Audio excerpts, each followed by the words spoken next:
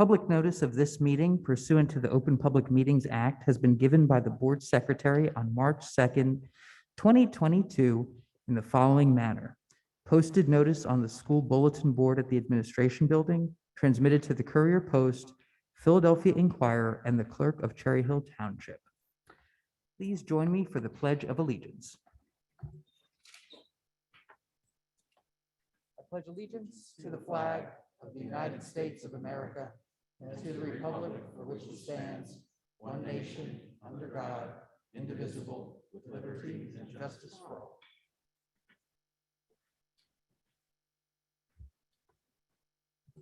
Mrs. Sugars, would you do the roll call, please? Mrs. Arroyo. Mrs. Stratton. Here. Mrs. Fleischer. Ms. Friedel. Here. Mr. Mayor. Here. Dr. Rude. Here. Mrs. Stern. Here. Mrs. Tong. Here. Mr. Avadia. Here.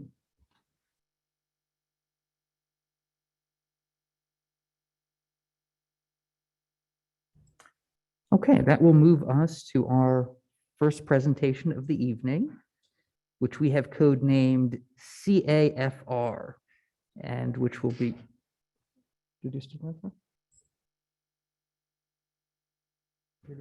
CAFR it is, and I will turn it over to Dr. Malash.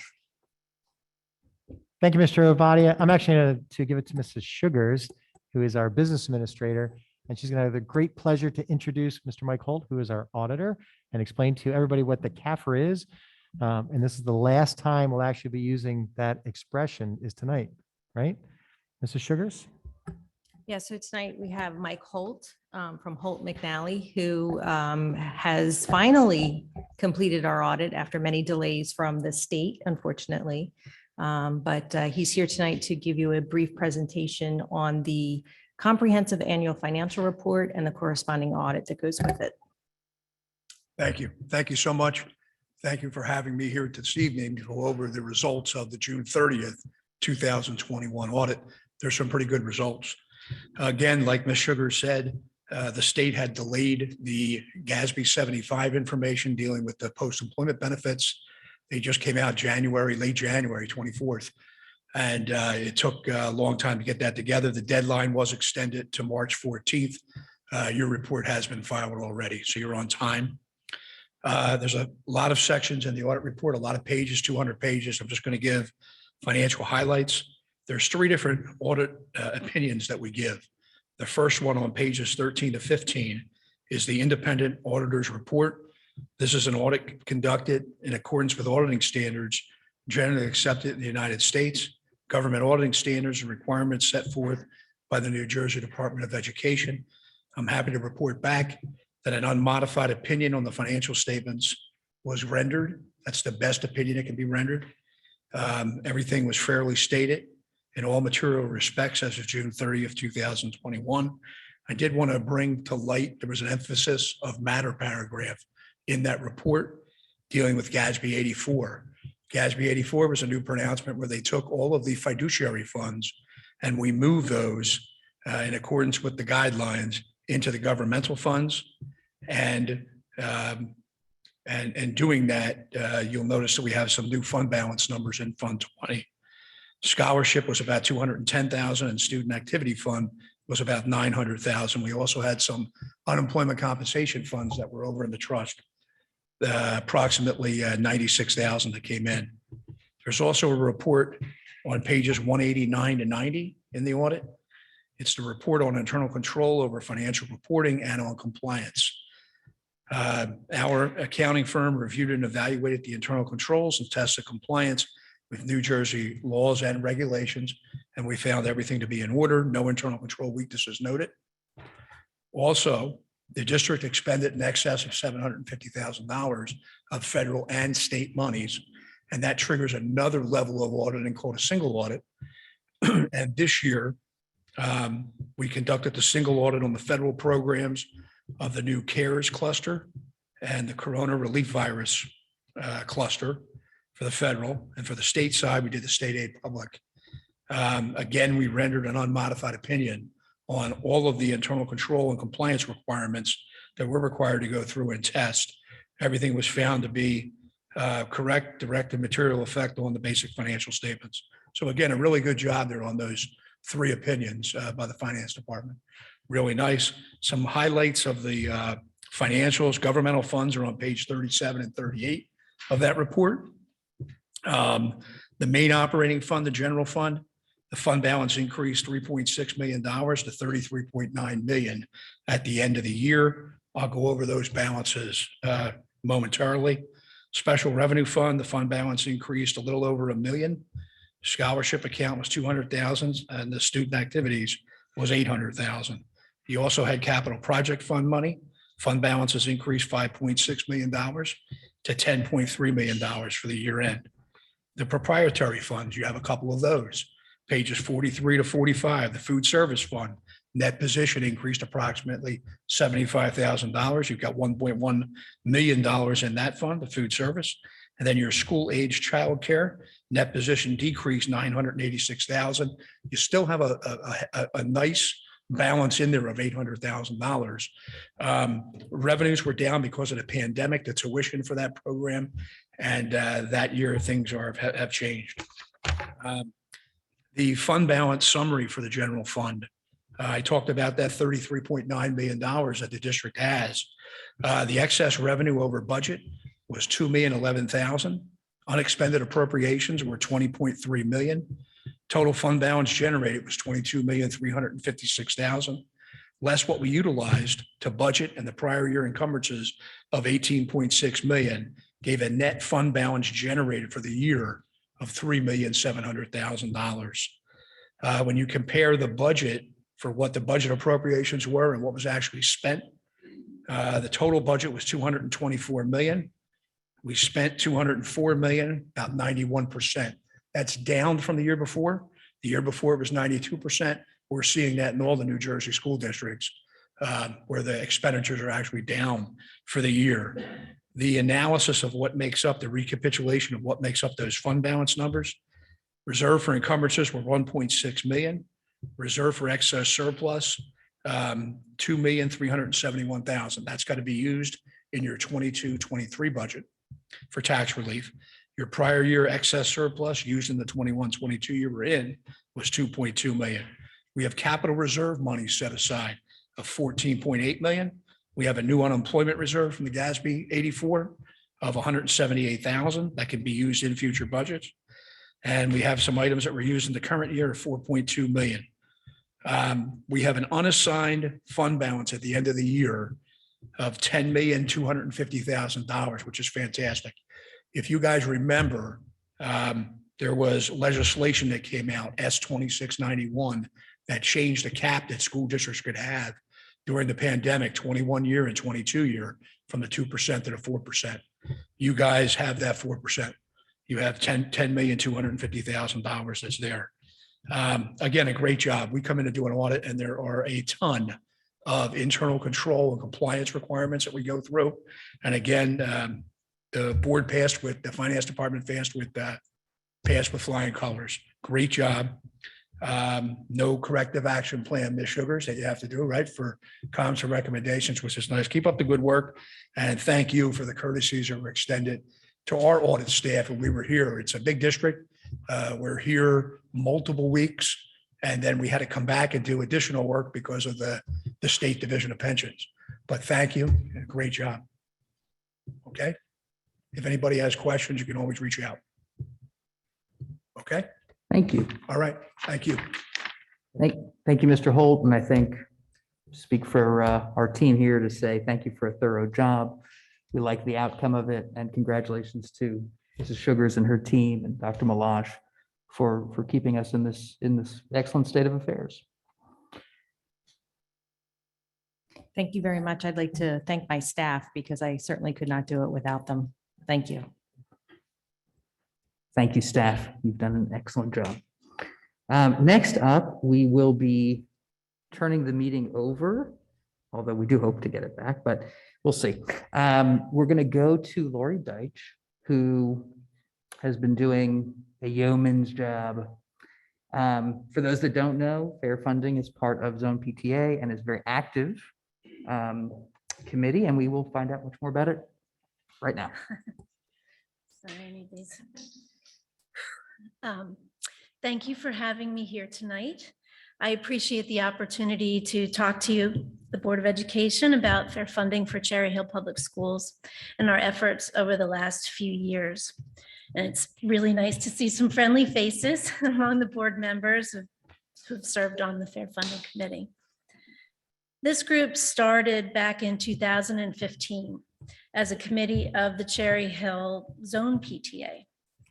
The zone representative who attended state legislative sessions on our behalf kept saying at our monthly meetings how ridiculously underfunded our district was compared to other districts from our area.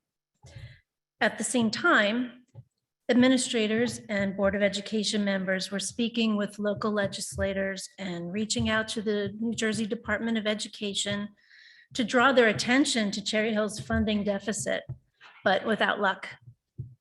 They met with other district leaders who were facing similar shortcomings and finding they too were being rebuffed by state leaders.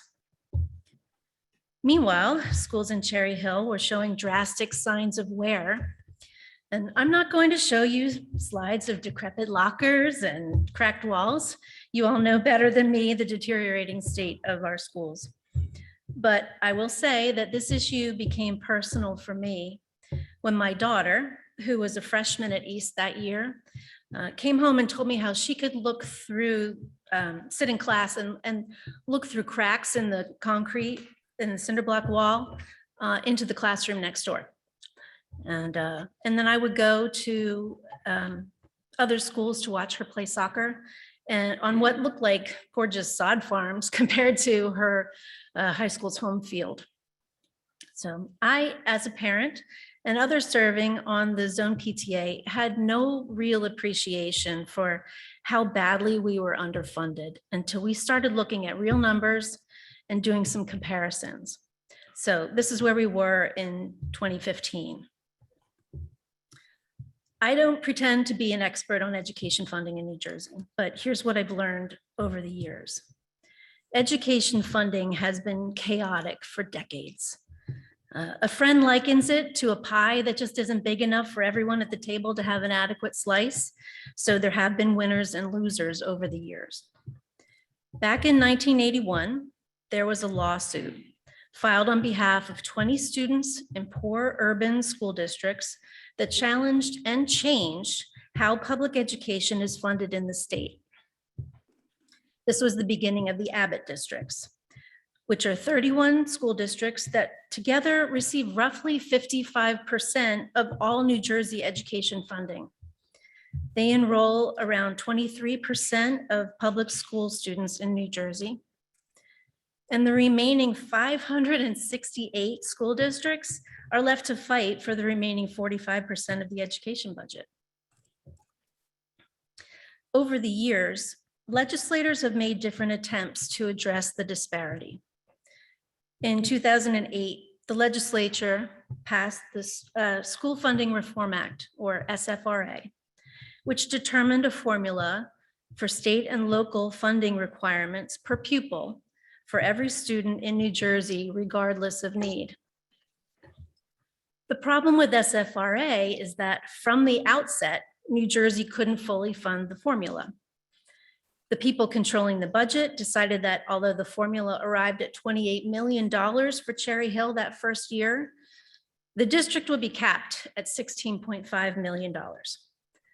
But they couldn't even give us that. The first year of the formula, we received a flat $16 million. Then, you may remember, the recession hit. New Jersey elected Governor Chris Christie. Christie took an axe to school funding, cutting Cherry Hill down to $7.9 million. Of that $7.9 million, half of it was taken from the district's capital reserves and the excess funds we were planning to apply to the following year's budget. So in reality, the state gave us $4 million to provide a thorough and efficient education for over 11,000 students in the 12th largest district in the state. After that, education funding for Cherry Hill hovered in the $11 to $12 million range. That's when we started to figure out that to address this funding problem would require efforts from everyone in Cherry Hill. Administrators could complain, but legislators were not interested because they thought it was an administrator's job to ask for more money. Unless state leaders started to hear from parents, their constituents, they were not concerned. So fair funding began as a collaboration between parents, teachers, and administrators. We had to make people realize how badly Cherry Hill was underfunded. We spoke at PTA meetings to educate parents. We talked to seniors at community meetings and shared information at community gatherings like the Earth Day celebration and other events. We drafted letters addressed to legislators and had Cherry Hill residents sign them, creating large stacks to put down on their desk for visual impact. Board President Benevadia created a petition that was circulated for people to sign. We reached out to Mayor Khan, Senator Beach, Senate President Sweeney, Assemblywoman Lampett, Assemblyman Greenwald, and Education Commissioner Repillette to enlist their support. We interacted with the Fair Funding Action Committee, a group of other underfunded districts also lobbying for help. We went to Trenton and spoke at budget hearings. We invited Commissioner Repillette to come and visit our schools and experience their conditions for himself. Meanwhile, we studied the numbers. We learned that there were overfunded districts as well as underfunded districts. Roughly 1/3 of New Jersey's school districts are overfunded. This includes our neighbors like Eastern Regional, Washington Township, Lenape Regional, Evesham, Toms River, Brick, Freehold. When the SFRA formula was first implemented, these districts were given adjustment aid to help them transition to their allotted funding amounts. However, this aid was never phased out as planned, and they continued to collect it. The Department of Education refused to explain its funding formula. They claimed the wealth calculations used to allocate their funds were proprietary. But these overfunded districts were having anywhere from 1/5 to 1/3 of their budgets paid for by the state. In Cherry Hill, local taxpayers shoulder almost the entire burden. 2 years ago, 91% of the school budget came from property taxes and other local sources. If we had full funding, it would be closer to 86%. But even this amount, as you can see on the slide, leaves us well below our neighboring districts and others comparable in size because of their overfunding. Our efforts, along with work done by other groups like the Fair Funding Action Committee, eventually paid off. In 2018, the legislature passed a law known as S2 to distribute education funds more equitably. Over a period of 7 years, aid to overfunded districts will be reduced and aid to underfunded districts will be increased. By school year 2024-25, Cherry Hill should receive $29.3 million in state aid. This has made the overfunded districts very upset. They're currently lobbying the legislature to get S2 overturned. Calling themselves SOS, they have the support of the NJEA, the NJPTA, the Education Law Center, and other powerful groups. 2 years ago, some of the overfunded districts filed an Oprah request to obtain the funding formula from the Department of Education. A year ago, a judge ordered the DOE to turn over its algorithm code to these districts. The districts had to go back to court when the data needed to understand the algorithm wasn't provided. And in January, a Superior Court judge ordered the DOE to turn over the complete funding data and formula codes to them, plus pay their legal expenses for having made them return to court. Our committee has reached out to Assemblywoman Lampett and Assemblyman Greenwald to see if they can assist us in obtaining the algorithm and funding data as well. It's a question of transparency and fairness, since the districts that have the information are trying to keep money that rightfully should come to us. Our legislators sent a letter on our behalf to Acting Education Commissioner Angelica Allen McMillan, asking for a response. But so far there has not been one. We are also battling for a smaller pool of money when it comes to the American Rescue Plan stimulus funds. The Federal Department of Education sided with the Education Law Center and Jersey City when it decided New Jersey could not take adjustment aid away from the Abbott districts and 50 other high-need districts, or the state would lose $2.8 billion in stimulus funds. Governor Murphy will have to reconfigure budgets for 2022 and 2023 to protect these districts or risk losing the federal aid. Once again, this leaves the underfunded districts losing out. We can all see the result of underfunding our schools for so long. We have missed out on an estimated $170 million over the years that SFRA has been in effect that we will never get back. That's why we're looking at a bond to address the things the district has been forced to put off fixing and updating. But our children deserve better. Just to summarize, according to the SFRA formula, Cherry Hill has never gotten full funding from the state. We have missed out on $170 million since the law went into effect. Cherry Hill taxpayers are burdened with funding 91% of the district's budget when it should be significantly lower. And there are active efforts by overfunded districts to reverse the move to make state education funding more equitable. So what does this mean going forward? One of the ways the Fair Funding Group is trying to help is to explain to people how our lack of state funding has created the need for a bond. We wrote and distributed a flyer providing the basics of the problem.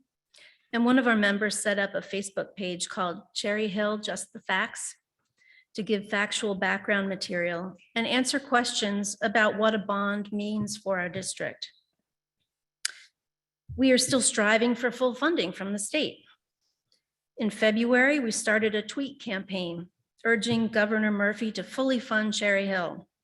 Every Tuesday until his budget address, which actually was today, we asked people to tweet the governor with positive messages about directing full funding to our district. Now, once the budget is released, our focus will turn to the legislators. We hope to meet Senator Beach in the near future. It's important to learn who will be the next advocate for the underfunded districts in the Senate, now that we no longer have Senator Sweeney as leader. He was a valuable champion for the underfunded districts. We will continue our monthly fair funding calls and emails to legislators and the DOE. Achieving support for this campaign is vital. What we've learned is that the more noise we make, the closer our legislators pay attention and the better our results. We will also pursue the funding formula now available to the overfunded districts. This is something we've tried to discover for years. We will also stay on top of the overfunded districts' efforts to overturn S2. This may mean going to Trenton to speak at budget hearings to balance out their voice.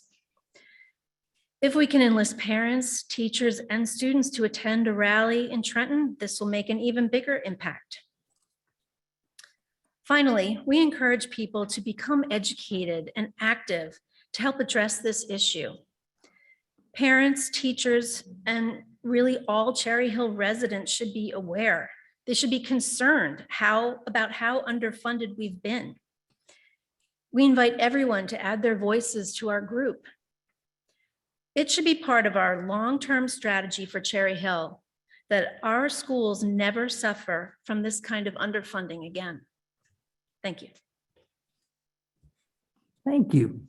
Let me turn it over to, so this in part is going on through our strategic planning committee. And so, like the committee, anyone have any questions or comments from the board? Oh, Ms. Friedel. Lori, I just want to say that was probably one of the best overviews and explanation of the fair funding situation. Thank you. So just thank you. I think it was really great. And I hope that a lot of people, if they didn't watch today, watch the video because it's so much useful information. Thank you. Thanks. Mr. Mayor. Yeah, I'd like to tag on along with Ms. Friedel's comments. At a certain level, it's easy to understand that it has not been fair for years for the Cherry Hill taxpayers and for the administration and the students in Cherry Hill to have to absorb the deficits that have been created. But it is often difficult to find ways to engage people with the story.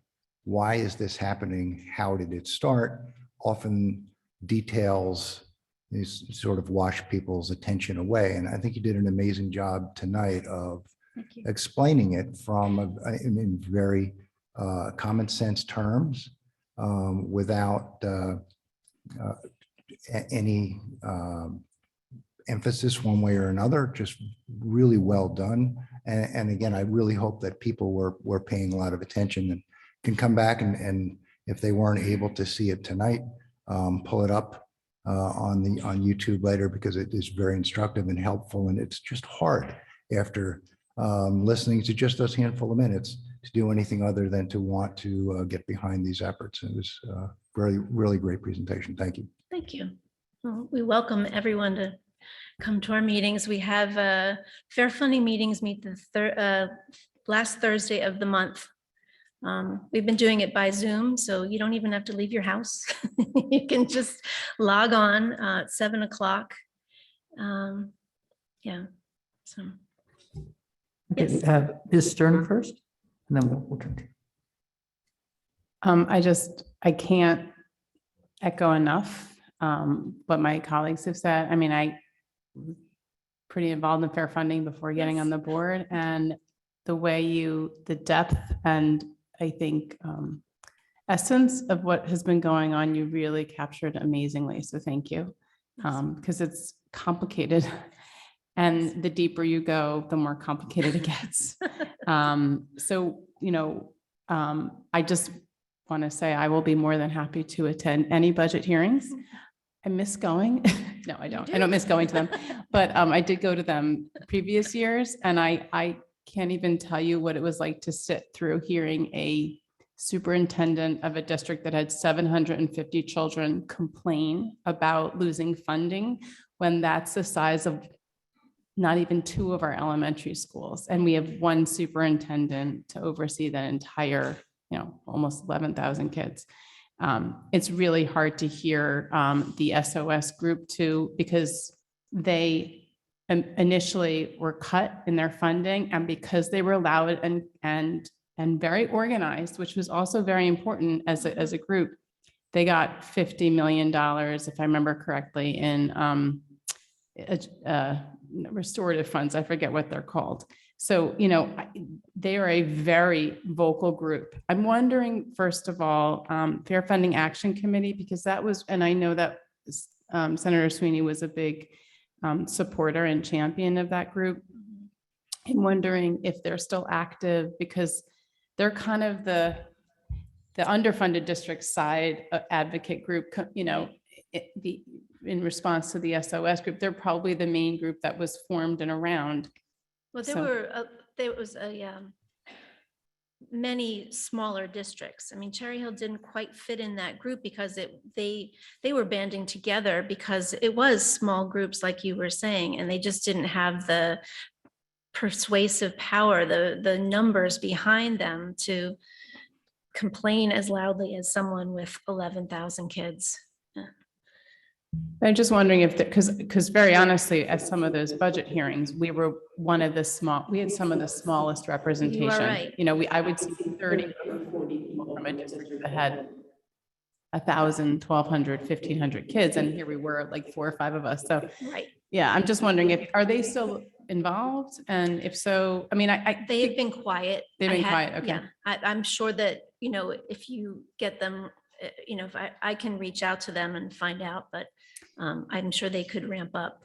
Only if need because be. I'm concerned in terms of what, our efforts and thinking about what we're up against with the SOS group. And by the way, which is a horrible thing for one district to be pitted against another, because Totally agree. every child should have proper funding for education. Yes. So to be clear, I'm not trying to paint it that way, but we have a small pot of money. So, and to think about the fact that, it's been over 13 years since we were determined to supposed to need 28 million, and we've been nowhere near that. I mean, Right. Mayor Khan said, previous Mayor Khan, he said, the compounding effect over time of the 173 million, or maybe it's more, it's not just 173 million, it's the compounding effect of year after year not having those funds.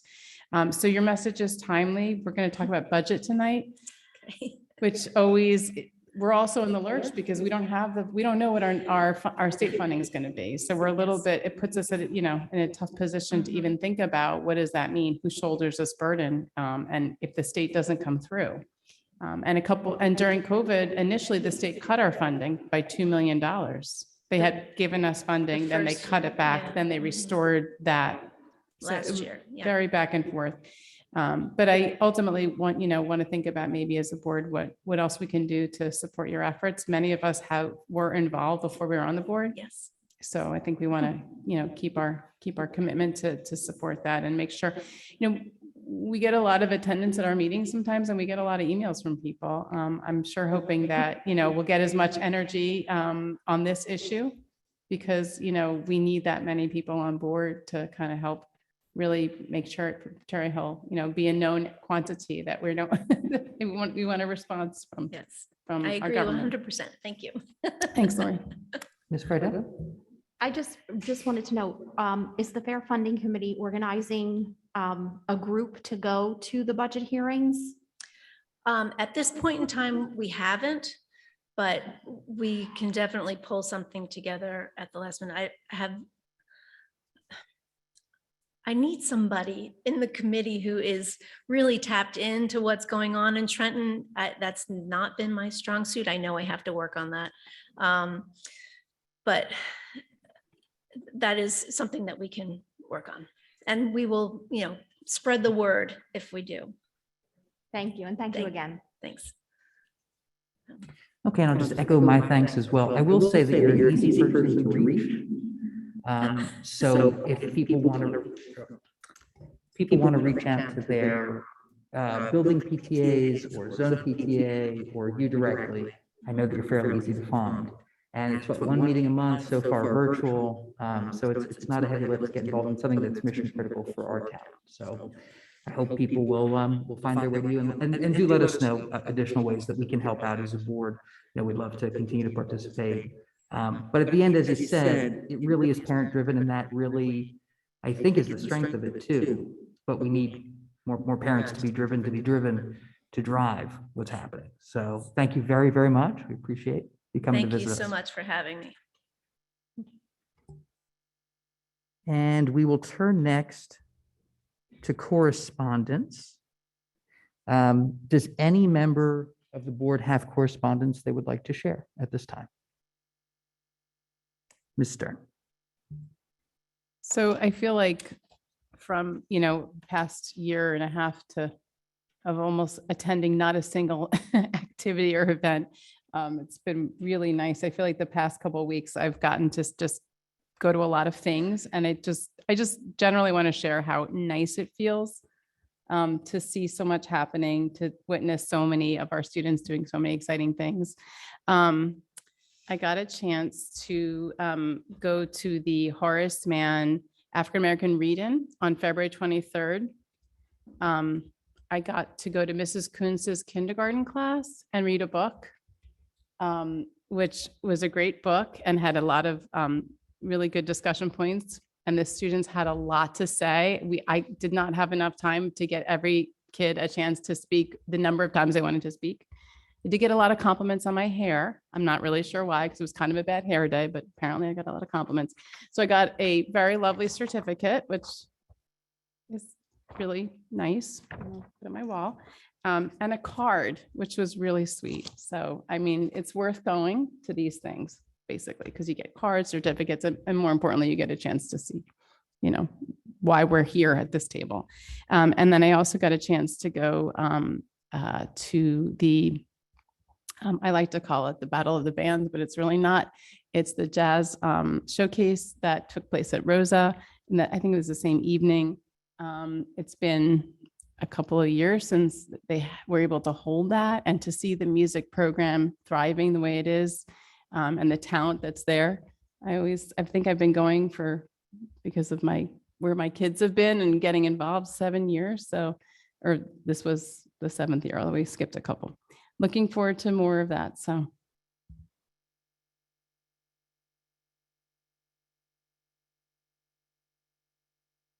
Okay, I'll just add that I too got to go to the African American read-in and visit Mrs. Gibson's first grade class. I read to the group a book called Solway. It's very, very touching. And I really recommend reading it. Really touching book. I will say that, usually people ask me to talk less. And so it was with great delight in this particular class that one of the students asked me to read an additional book. Unfortunately, there was not time for that, and they had other speakers. But I did take that as a positive review of my time with them. The other thing is I got a chance, I think it was last Wednesday. It was definitely last week at some point, to attend a CPAG meeting at the invitation of Dr. Malash with Ms. Mallory. And it was excellent as well. So it was really nice. I think it was about hour and 15-minute meeting. Really nice attendance. Both of the co-chairs of the CPAG were in attendance there, and it was a good learning experience for me. And is there anyone else? Okay, so that will end our correspondence period for the evening. And okay, next we are going to, wow, I don't know if this is like a personal best. We're going to go to the first public comment. And 7:20, mark the time.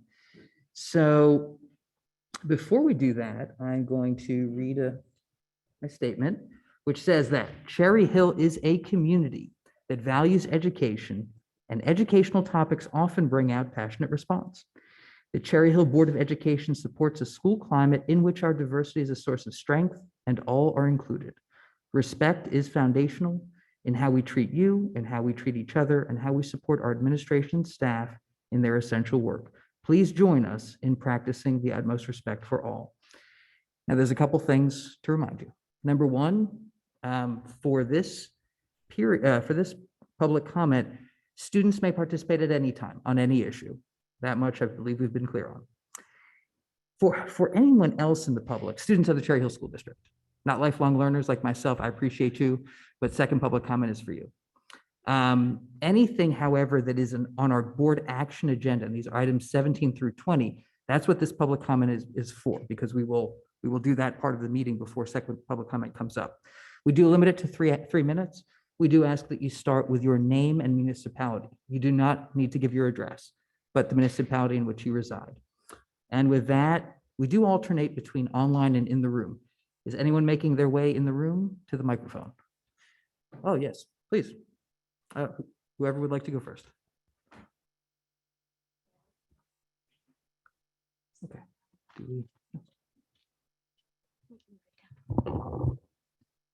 Good evening. My name is Aiden Smeglin, and this is Logan Friedman. We are here tonight representing the students of LC4 at Rosa International Middle School. Last week, we were informed that one of our favorite teachers, Miss Gray, would be leaving us because she was not offered a permanent position at this time. Instead, Mr. Guy shared with us that her position would be posted, or that 4 different ELA teachers would take turns teaching her classes. To say that we are concerned is an understatement. After a long pandemic, this interruption in learning is yet another barrier that we simply just don't deserve. Why is it necessary to find a replacement when we already have the best solution? I want you to think about your favorite teacher. Were they energetic? Did they set the bar high? Were they creative? Did they inspire you to do great things? Did they believe in you? Mrs. Gray does all of those things for us every single day. This was not an easy year for any of us. Many of us struggled both academically and emotionally. However, we knew we hit the teacher lottery the moment we walked into Mrs. Gray's classroom for the first time. Don't get me wrong, we immediately knew she meant business. Her class was structured, well-managed, and rigorous. We were going to work harder than we had in years.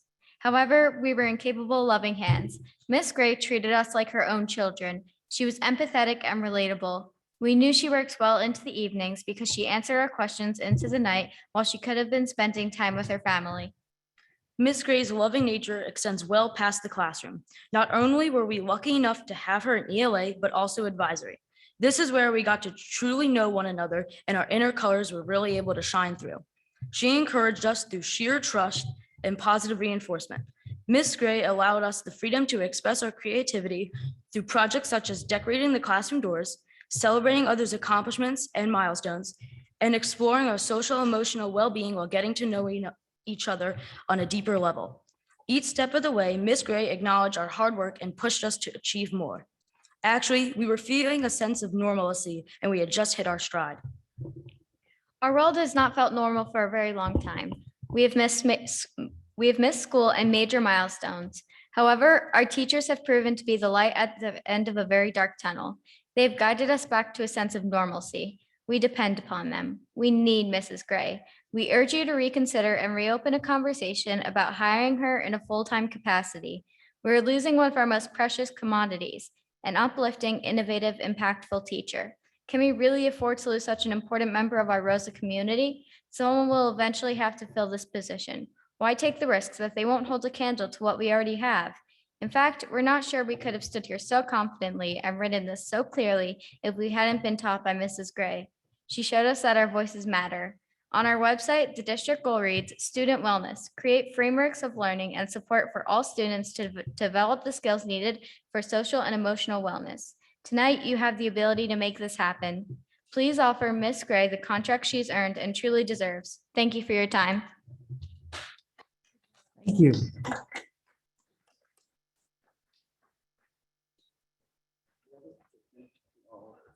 Okay, this is Dr. Malaj. All right, thank you.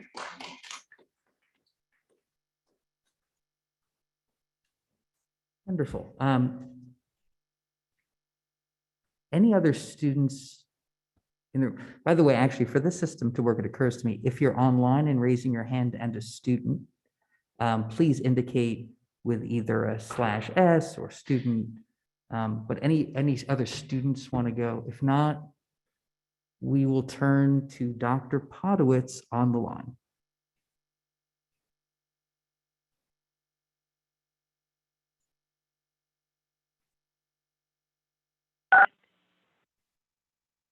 My name is Jeff Podowitz, and I live in Cherry Hill, New Jersey.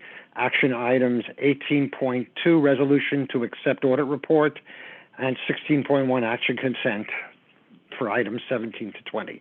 18.2, before tonight's meeting, we will only have the synopsis available for the audit. Note that the fund balance for June 30th, 2021 was $45 million. The fund balance July 1st, 2021 is listed as $34,916 and $9,016,600 with an excess revenue of $9 million added. Okay, where exactly that the additional $9 million come from? Note also that the fund balance June 30th totaled $45 million. So I have some questions about that fund balance. All right, 16.1, action consent to apprise 17 to 20. I've stated this before. Please vote no on this action consent. I have stated my objection to action consent being allowed to approve the action items. What concerns me is that I've been observing more recently that there was no in-room deliberation of decisions being made. A few years ago, during public comment, we could provide input on any item on the action agenda. That was stopped. Now we can only provide input the action agenda, public comment 1, on items to be voted on. All right. If you see what the definition of what an action consent is, it appears to me that the school board has made its a determination of the items in advance. The vote is just a public stamp of what has been decided already. So in that case, and in the chance that we could have more openness, please vote no on 16.1. Thank you very much. That's it. Thank you. We'll return in the room to Ms. Einhorn. Ann Einhorn, Cherry Hill, New Jersey. I'm commenting on 12.6, the donation by High School West for the Irv Wolf Award at the amount of $5,000. I don't know who produced this award. Hopefully, Dr. Malash, you could expand on that later in the evening. But I am sure Mrs. that, Mrs. Einhorn, I think, so if it's 12, this is for items 17 to 20? oh, rats. Okay. I was so excited to come up here. Thank you. Sorry, now I hope you'll stick around for second public comment. Thank you. All right, okay. Would anyone else like a turn at public session or public comment one? Okay. We will then move into our, wait for it. We will move into our committee of the whole. And so we will first turn to curriculum and instruction, and I will turn it over to Ms. Friedel to lead us forward on that path. Thank you, Mr. Avadia. So tonight, in the curriculum instruction, we have 3 items that we will be discussing. The first item is the Marzano-focused evaluation system. Dr. Mahan, Dr. Morton, if you want to talk to us about Marzano. Absolutely. Thank you so much. And good evening, everyone. So we'll be making a switch to the Marzano focused teacher evaluation model in the coming school year, 2022, 2023. The switch we felt was a necessary one. We're currently utilizing the Marzano 2014 model, which is an outdated model as of today.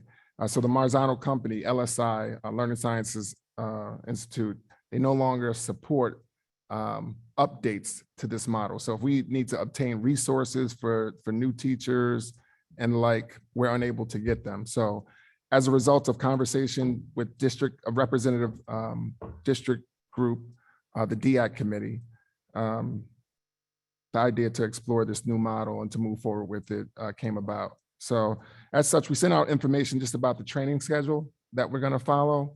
Again, this is part of collaborative conversations between myself, Steve Redfern, who is the CHEA teacher representative, district representative, and also the administrator representative as well. We laid out a plan for the rollout and implementation.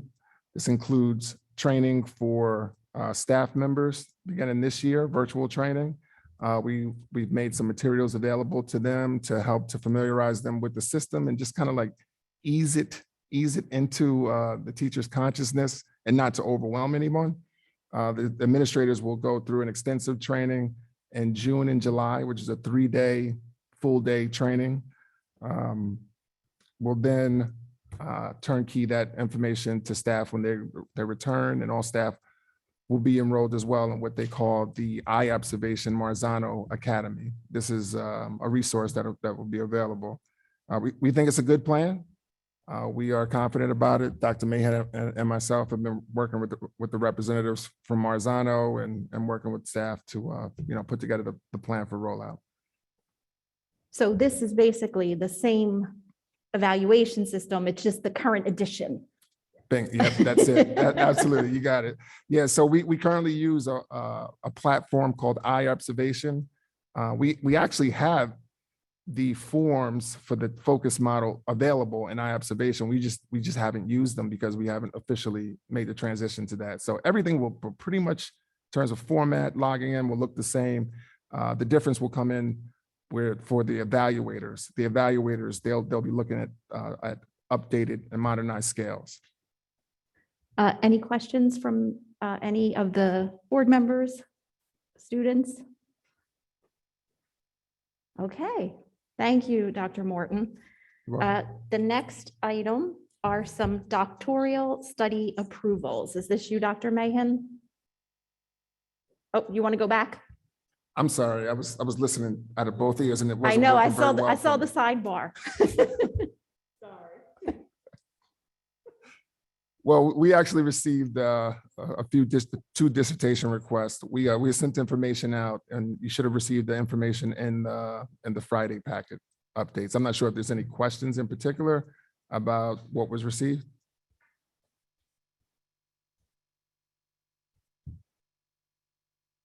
Anybody have any questions? Yeah, pretty self-explanatory.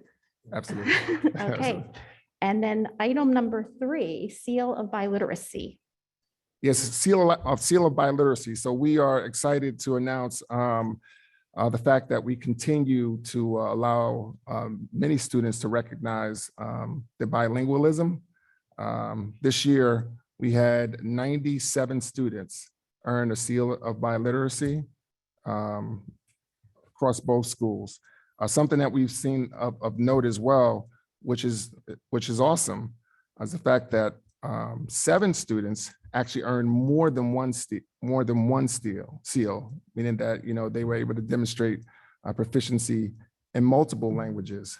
These seals are placed on student transcripts, and it's an indication to employers and schools and things of that nature that students are bilingual and moving forward. So we're excited that this continues to grow. I remember in the early days when we had just a handful of students between both high schools, and now to see that number continue even in the midst of coming through the pandemic and things, we think it's outstanding. I'm sorry, could you just describe what a student needs to do to get the seal of biliteracy? Because it's a huge achievement, right? It absolutely is. It's a fantastic achievement. So the students take an assessment, and in this assessment, they demonstrate, they score a score of proficiency that allows them to earn and qualify for the seal, essentially.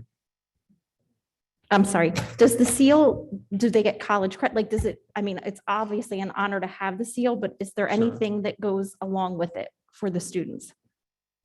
You can, yes. So Dr. Mahan will jump in for a second, but I think the indication is the seal is placed on the transcript, and it gives an indication to prospective universities and colleges the fact that student is bilingual. When I was in high school in New York, a Regents diploma was a seal that was placed on to say that you followed a Regents track of high school. It's sort of similar to that.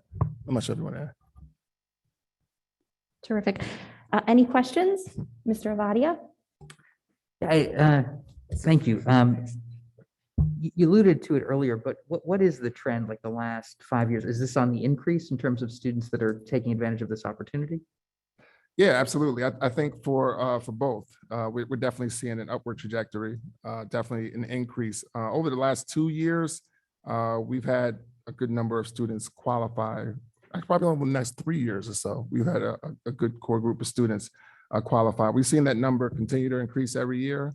Last year's numbers were solid. Last year we had 95 students, 2 students of which had earned multiple seals. This year, as I said, 97 with 7 earning multiple seals. So, we believe that things will continue to grow. Kudos to Jim DeSico at High School West, Dr. Matt Covington at High School East, Faith Holmgren, Val Sadwin, and Allison McCartney, who've done a great job in helping to promote this and push it forward. Thank you. Mr. Vadik, I just add to it, it also is reflective of the diversity in our community, right? And the increasing diversity and where children are coming from and where families are coming from, and embracing the beauty of children who are bilingual. And as Dr. Morton said, some who are multilingual and are able to demonstrate that. Mr. Mayor?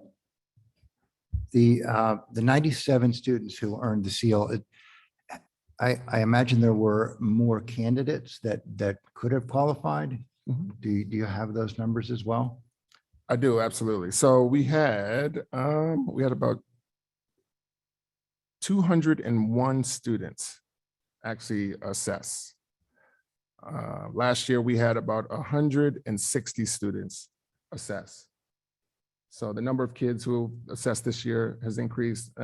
Again, I think it's part of the promotion of seal of biliteracy that the community has done. Yeah, that's great to see. And also, it speaks again to the rigor that must be required in order to attain the seal. It's not as They're not simple as giving them enrolling away. in the class, getting through it. They really have to work that much harder and show greater proficiency. It's good to see. Absolutely.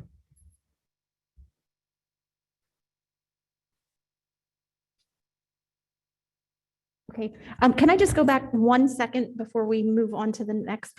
The doctoral study, we will be voting to approve those at the next board meeting? Is that correct? Okay, so just so Yes. everybody's aware, that will be on the agenda for approval at the action meeting. Are there any older new businesses that any board members want to bring to the table, or the students? Did you have any questions?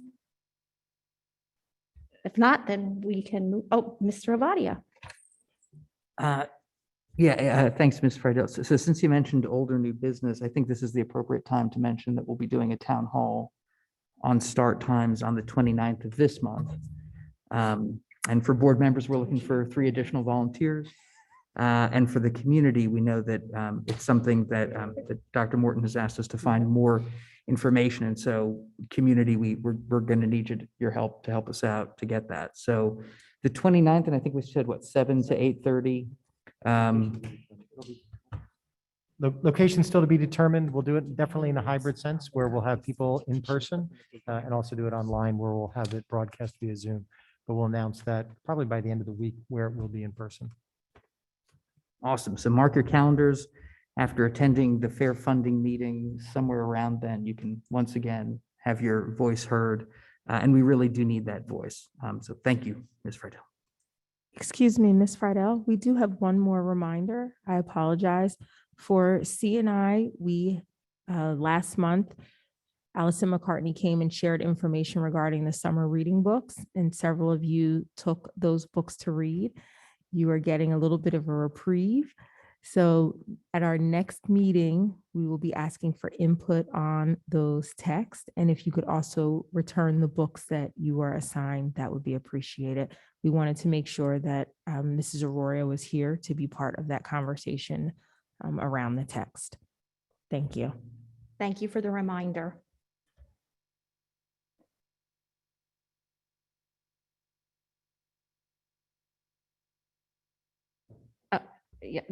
So the next meeting is March 15th, but that is just for the budget. The following Tuesday will be the action meeting, and that's where we'll go through all of these items, and the books need to be read by. You have 2 weeks.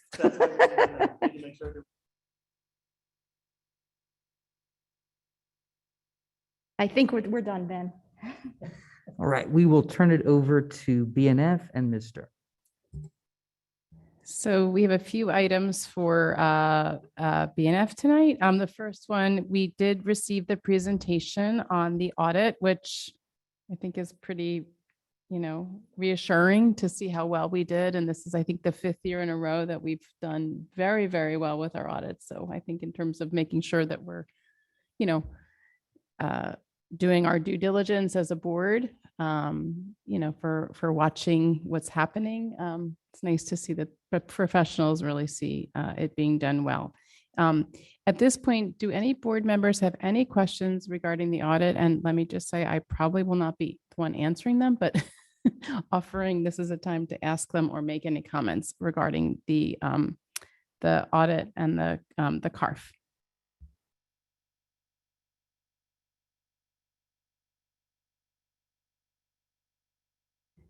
Okay, that was fast.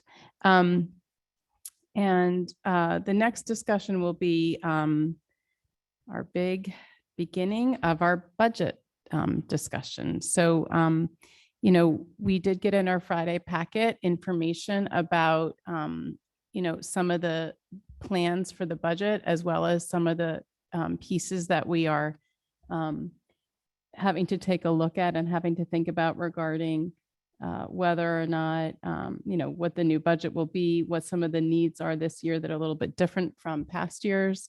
And as as we all saw in the email, that, we were just asked to think about, to take a look at all that and think about it and bring our thoughts to this meeting and this be our discussion time. So I think we're going to get some updates from Mrs. Sugars is going to present just an overview about some of the highlights of what's going on with the budget. And then we will get a chance to have our discussion and share thoughts. So thank you. Turn it over to Mrs. Sugars. So unfortunately, I don't have a lot more to report beyond what was reported to you on Friday. As you know, the governor had his address today. We anticipate that we will receive state aid numbers by Thursday. And so obviously that's a big piece of the puzzle for us. Right now, so far, we have factored in flat state aid in our projections. We had some movement today with our health benefits. I had told you that we were looking at a fairly large increase in our health benefits. That increase has come down at this point. I don't have projections yet. I should have them tomorrow morning. So we are moving in the right direction with our employee benefits. And obviously at 21 to 25% of our budget, that's also a large portion of our budget. Next week, we scheduled an additional meeting just exclusively for the budget because of the timing of everything. We'll have state aid numbers on Thursday. We will have to approve the budget March 22nd. And so we felt that March 15th will just be informational. We won't be voting on the budget that night, but we will be talking about the budget. And we talked about some of the things that are increasing in the budget this year. Just in general, we've all felt, the effects of inflation and how things have increased in price. Transportation cost increases are another area that we're taking a look at. We have had 117 out of our 364 bus routes will be rebid because the contractors did not want to renew at the state CPI, which is 1.9%. So we'll be putting those routes out to bid. And obviously, just the issues that not only the school district, but businesses in general have had with hiring staff and having to make some adjustments to our salaries. In our budget, we are adding some additional classes. We also have some additional funding requests that we're considering right now, pending kind of what things look like after Thursday. So we also talked about closing the gap. Right now, we have a gap between our revenue and our expenditures, and how can we deal with that gap? We talked about the use of banked cap. We have $2.7 million in banked cap. Banked cap is taxing authority. It is not a pot of money. We have that taxing authority because last year we increased taxes $900,000, well below the 2% budget cap. And so we have some taxing authority that we can use should we choose to this year. We have looked at areas that we can make cuts in. We always look at our operational budget first before we start to look at personnel. And so we're taking a look at those areas right now to determine where cuts could be made if we need to move in that direction. And we've also talked about potentially looking at a different health benefit carrier. The timing on that to be determined, whether that would be July 1 or January 1. But we're looking at other options as well with health benefits in order to contain some of the costs with that. So as I said, unfortunately, not a whole lot more information than what I shared with you on Friday. I hope to have a lot more information on this Friday coming that can be shared with you, and some different options and ways to look at things when we meet next week on the 15th to discuss what direction we're going on when we ultimately vote on the budget on the 22nd. Are there any questions? Ms. Friedel? Well, just based on the budget address today, it seems optimistic that we will not be getting less money than we were anticipating. So Right. that's a positive. Yes. Mayor? So in order for us to be informed for our meeting next week, do you anticipate having significantly more information from Horizon or potentially from other health benefits options within the next Yes. handful of days? I do. Second question on the rebidding of the 117 routes. Is that a finite number, or is there a possibility that that number could grow from the 117? So we have issued renewal letters to the bus contractors and we have commitments on the other routes that they have opted not to renew. It really comes down to, so they can renew at that state number with that 1.9%.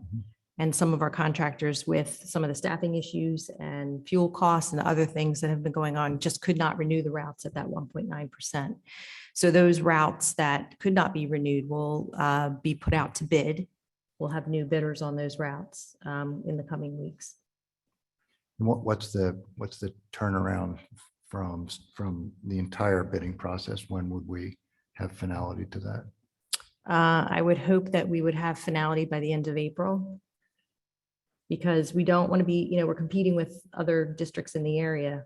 And we all like to get our stuff out early just to make sure that we get it locked in. So we'll be trying to get those out as soon as we can. Thank you. Other board member questions, comments? Mr. Avadia? Yes, well, a couple things. I just wanted to say that I think, in one sense, there's a lot of pressure on education. And I think as a district, we must remain competitive, whether it comes to our professional staff, our busing. I mean, we know that the push-pull on this particular industry is significant at a national level. It doesn't just challenge Cherry Hill. And I think in that sense, we know we need to, we're not going to change the market. We need to be able to be competitive. And in many cases, that means compensation and what we can offer. But what I did want to ask is, looking at this, it's a lot of numbers, there are some unknowns. A lot of this probably is known. Is there at this stage an administrative recommendation in terms of what decision, the direction of the board decision for the budget for next year?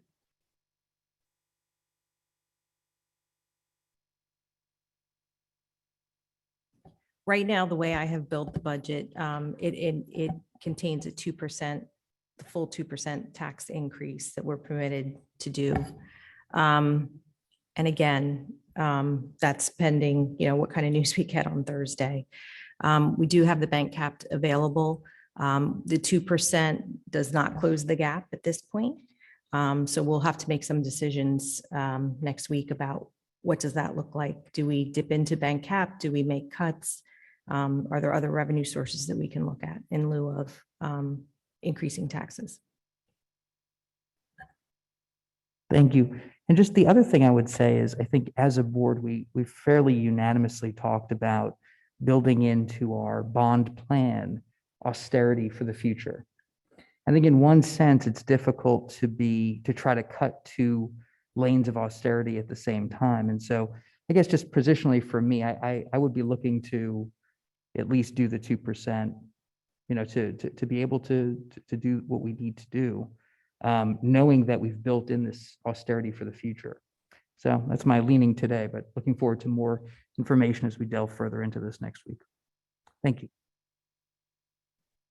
Other board member comments or questions? So I think, just where I stand, and Mrs. Sugars, I really want to thank you and Dr. Malash for, providing all this information, having, we got a chance to kind of review it and get it out to the board members so that we could then have this, chance to talk about it together tonight. I'm concerned about the fact that we've got, an over 3% increase in our expenditures and how we're going to close that gap. I think for me, it's very clear on a local and national level, inflation is an enormous conversation, and wages are absolutely going up. And I think that, this district has been very responsive to working together to get, longer contracts that are locked in at very reasonable, increases, which are, as much as possible, which are lower than some other districts in our area are doing. I'm sorry. Yeah, our increases are lower in some ways. And I think that's been, extremely, it has been done with a lot of forethought, with everything being so up in the air. And I think about where we were, a year ago, things are just so different now in this conversation. So I know, I I know we all value education. That's why we're here. I know that our community values education. We value keeping our class sizes the size that they are and not having to increase them. So, I hope we can do this. I echo Mr. Mayor's comments about the health insurance. I think, it's not enjoyable to have to change plans. It's not easy sometimes for the people who use our health benefits, our employees, but you know, the enormous jump in costs is just, to me, untenable and really unsustainable. And I just think, I would definitely be in favor, I think I appreciate that it's absolutely on the table to look at that unless we can get a more reasonable tenable increase. Yeah, the one thing I just want to add is that if you look at our increases over the past 4 years, we've had a 0% increase, a 7% increase, and a 0% increase. So, the increase is larger than we would like, but I think if you average it out over that time frame, it kind of comes into what you would consider a normal range. So I think we need to keep that in mind as well. Just would be, good to land on a number and be able to move forward in our decision-making process about what direction we're going to go in. Definitely makes sense. And I think, for me, again, the timeliness of the fair funding presentation, I think, it's really important that we keep it in mind, and hopefully our community keeps it in mind that, the governor is going to put out the Department of Ed, their budget for us. And we're nowhere near where we should be. And we certainly don't want to go backwards. And we're, according to S2, which is the law, we should be going forward. And if the state sticks to its obligation, I think that could make a huge difference for our budget and for this community. So, I'm hoping that, we're all going to keep an eye on it. We'll know more in a couple of days. It's a hard time to have this conversation, but we had to get it started. And I also think, we've talked about kind of planning for this entire year for this committee. And I'm excited for us to, really continue to look at our district priorities, our goals as a board. That conversation will continue. We'll have more discussions, a little foreshadowing here. We'll have some more discussions in the late fall, early winter about looking at our district goals and how do we prioritize what we want to focus on in our budget, and maybe some things we want to make, some austerity with as well. So I think, we're doing everything that we can I think we are at this point. So.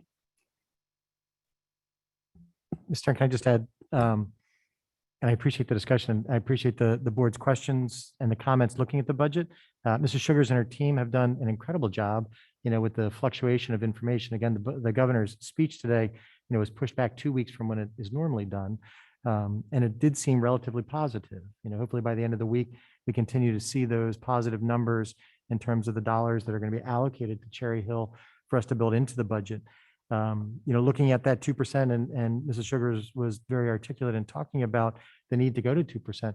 Going to 2% does not keep us up with what's going on in the world around us. That does not maintain all of the things that we currently have going. Plus looking at additional things that we would like to do programmatically, staffing, all that kind of thing. So I do appreciate the discussion. Lori did a phenomenal job, and some of you said that, regarding the presentation and the background that she was able to share with fair funding. Mrs. Wilson and I are typically on the fair funding meetings. We encourage people to come, even if it's just taking the moment to retweet stuff on Tuesdays and their tweets that they put out or on the social media going to the legislators. There's an old expression, hungry mouths get fed, is absolutely the truth. People going and speaking to the legislators make a difference. That definitely makes a difference.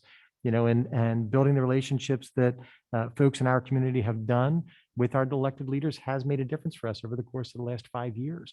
We've seen that gradual but continual increase in terms of the state dollars that are coming through. So again, thank you to Mrs. Sugars and to Ms. Switansky and her team for everything that they've done to pull the work together. When you look at the size of the budget and the number of lines and the information that goes together, it's an incredible amount of work. That then there's a lot of pressure over the course of 10 days to make sure that information is digestible and understandable for everybody to go through.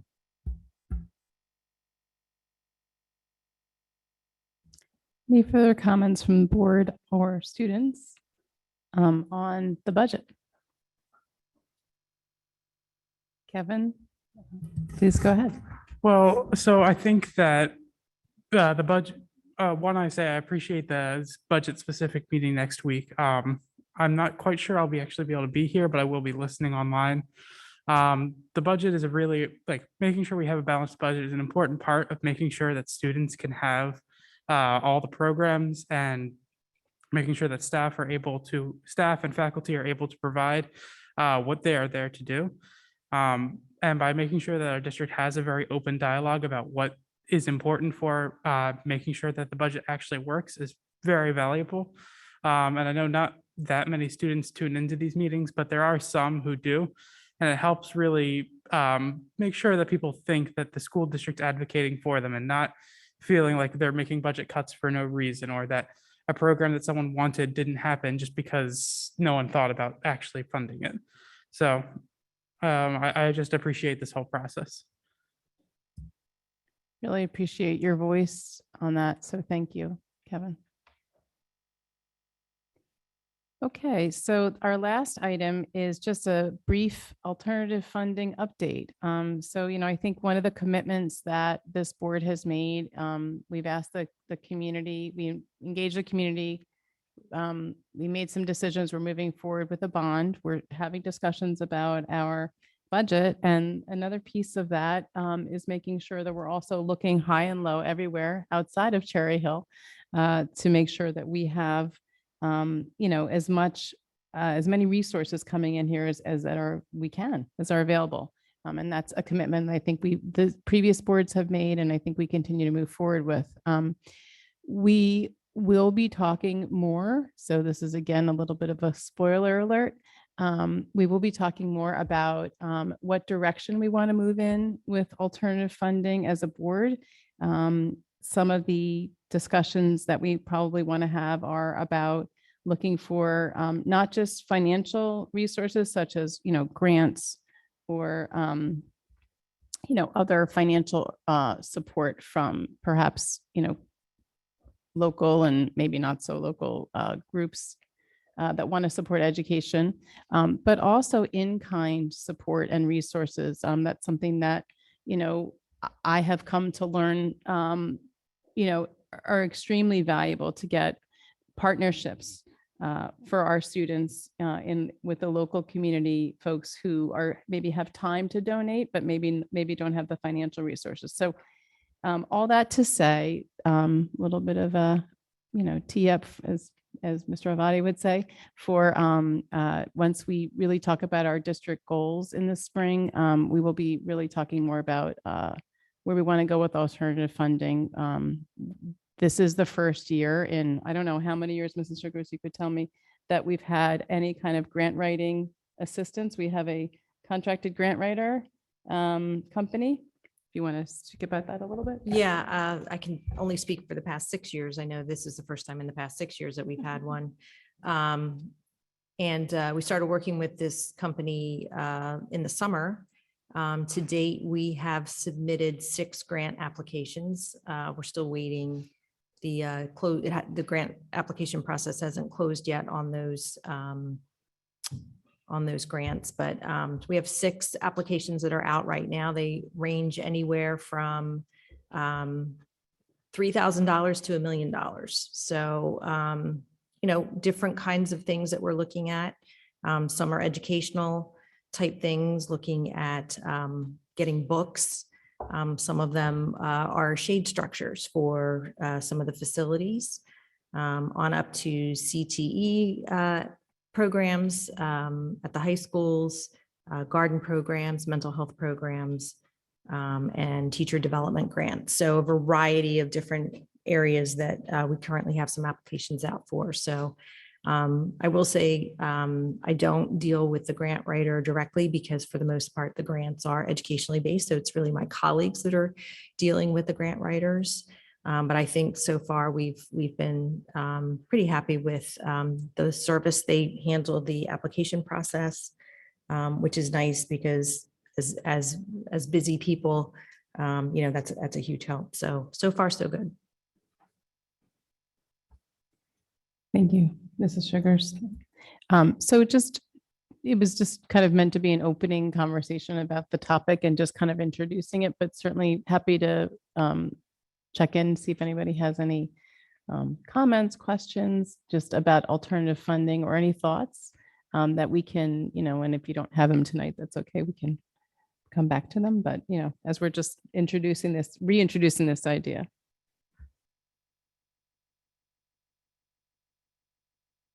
Is this right out? I just want to say, I think the partnership idea is something to also pursue because there's other agencies that get funding and have expertise that can support. So I think that that's another really strong option to be looking at in addition to grant writing.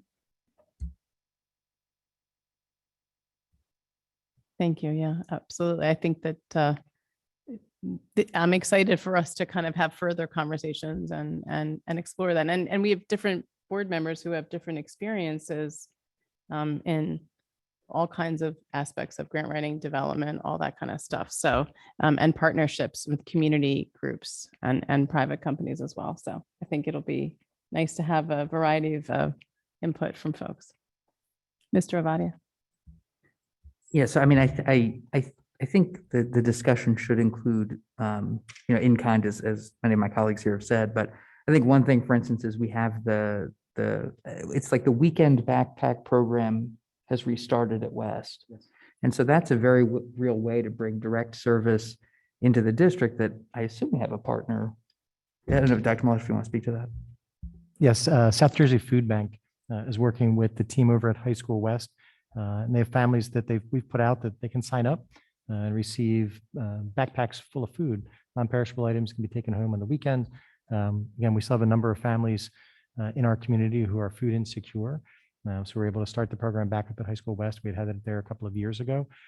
Special thank you to Ms. Atkins and Ms. Mulcahy, who are the school nurses, and Dr. Damon with her leadership as the building principal for getting everything set up. It is a confidential program. If families have questions about it, right now it is just focused there at West. They can reach out directly to either the school nurses or to the principal for additional information. Just another example of the in-kind and the services. When Dr. Morton was principal at High School West, he and his team initiated the program with Virtua Hospital, and the students who are involved with Virtua, which again is an in-kind service provider for the students that spent a considerable amount of time and has gone on for a number of years. And we've had a number of students that have had great experiences that Virtua has provided for us based on the relationship that they were able to build. So yeah, absolutely. Great programs. Thank you. So any other comments or questions regarding alternative funding? Last chance for anything for BNF. Old business and new business. Go for it, Kim. So Dr. Malash and Ms. Sugars, I know the budget hearing or the budget address was only a few hours ago, but one of the things that was shared was that Governor Murphy was putting in, I believe, hundreds of millions of dollars into school renovation and school construction projects. So I know we don't really know what that means today, but my question is, how can we find out what that means? And is that a possibility that some of the bond, we may have another route? I mean, obviously not the whole thing, but would that potentially be an opportunity to reduce what projects we're going to bond for that maybe the state would be funding? And I know nothing about it, but I heard that number and I said, oh. Yeah, we can certainly look into that. Typically, there's two options. There's debt service, which is the method that we're pursuing. In the past, the state has done ROD grants. ROD stands for Regular Operating District. grants. That's where you get the funding up front, and then you just have to bond for the difference between the, the portion that they provide up front and then the local portion. That would be interesting for us as we're already in the debt service process. But I will speak to Mr. Garrison, who generally has his finger on these types of things pretty quickly. So I will find out if he has any information for us. I appreciate that. And just since I'm speaking, congratulations on the audit. And just a comment, I believe Irv Wolf, it was the father who recently passed away of classmates of mine at Cherry Hill West. So nice Yes. to see his memory.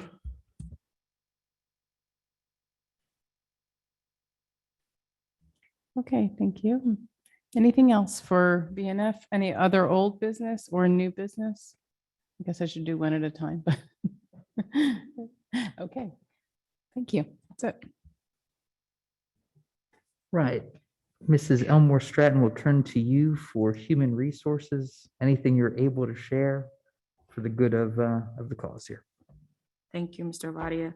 I am able to share that the HR committee met and we discussed that we are now officially going into recruitment season.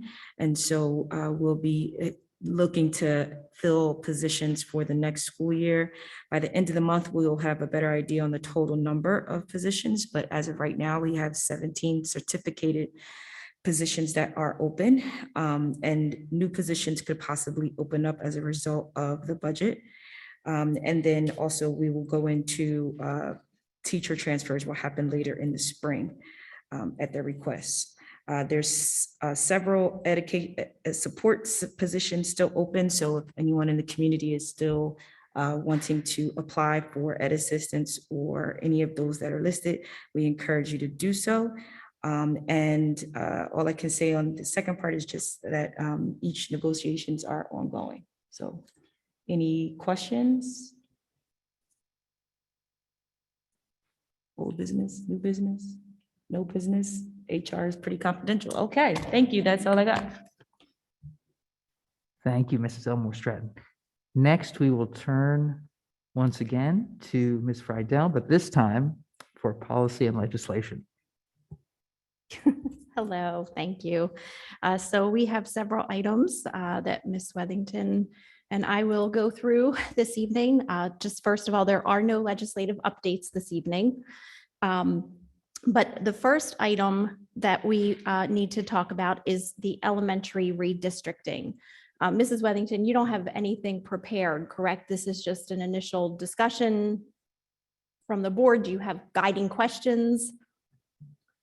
Ms. Friedel, I don't, because we really want to hear from the board. What are your priorities as we start to have conversations about what you would like us to do moving forward? Perfect. So from the board members, and I also think the student voice is critical here because they're a lot closer, even though they're seniors graduating in 3 months, they're closer to elementary than we are. So I think what we need to look at is as we are talking about looking at the elementary lines, what is it as a board that we would like them to look at it? What are our priorities in potentially realigning neighborhoods, schools, et cetera? So I can start to the right. Mr. Rude, Dr. Rude. Sure.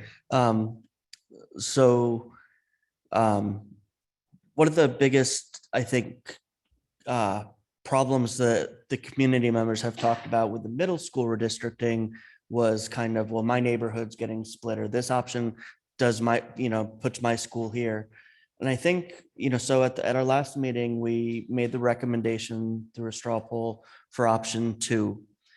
And in my mind, option 2 wasn't necessarily the perfect option, but of the options we had, it was one of the best. And one of the reasons that in my mind that it wasn't a perfect option is because we still didn't really know what's happening at the elementary school stage. So now that we're going to start attending to the elementary school redistricting, I think this is a real opportunity to look at the shortcomings of option 2 and to make corrections at the elementary school level in terms of feeding into the middle schools that can, because I think one of the problems might have been with like equity, like number of in numbers. So the number of students going to Carusi versus the number of students going to Rosa. And I know that I've seen some comments from parents suggesting like night families feel like they're, toward one region or another. And Night happens to be right now a district that straddles kind of that Carusi Rosa divide. So maybe there's an opportunity there to look at the numbers of students and to see how things can be divided so that the number of students at Rosa and Carusi reaches good levels. So what I'm trying to, I guess if I'm going to put that in a bullet point, what I would like to see is that elementary school redistricting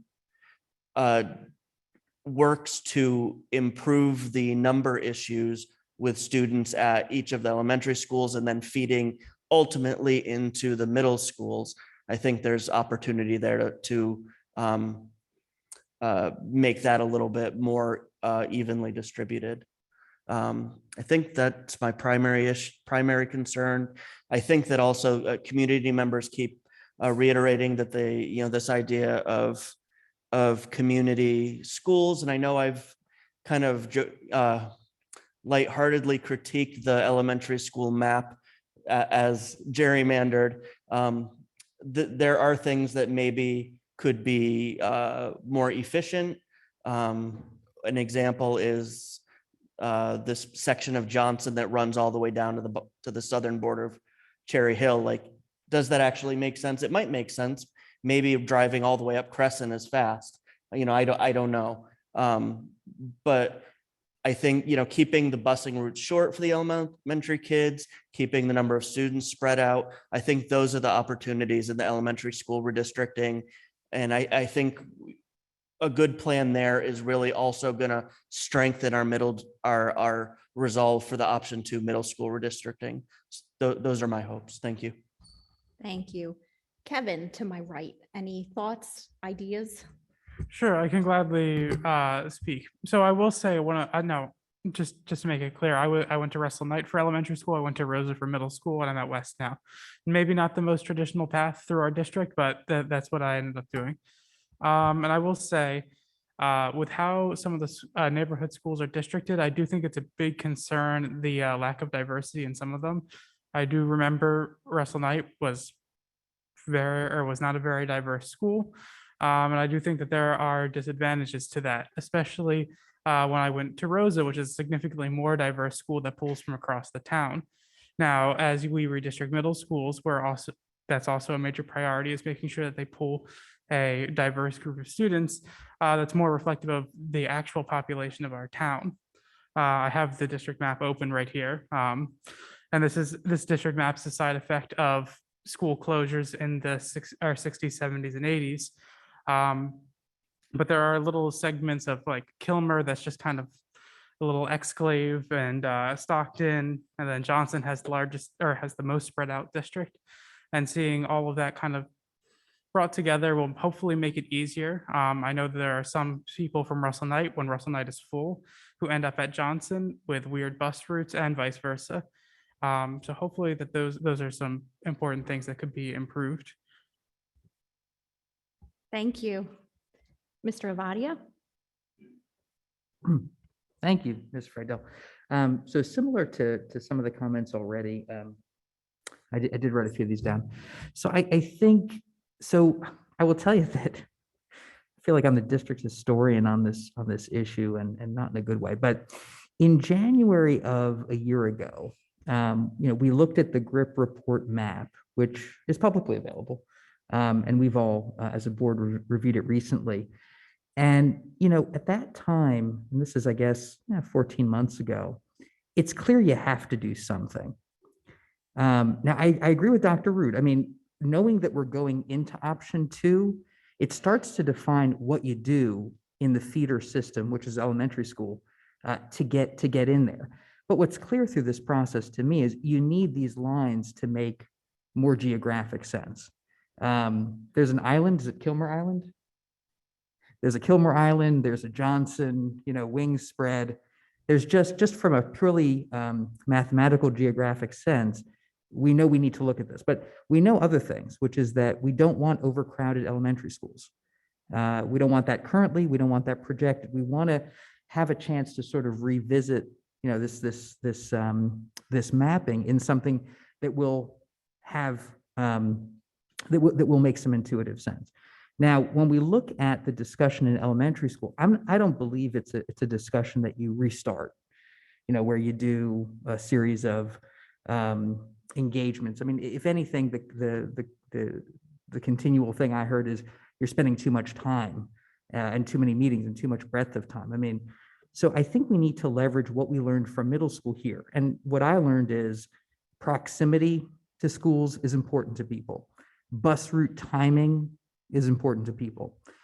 Special programs, and I include special education programs, and I include programs like ELL.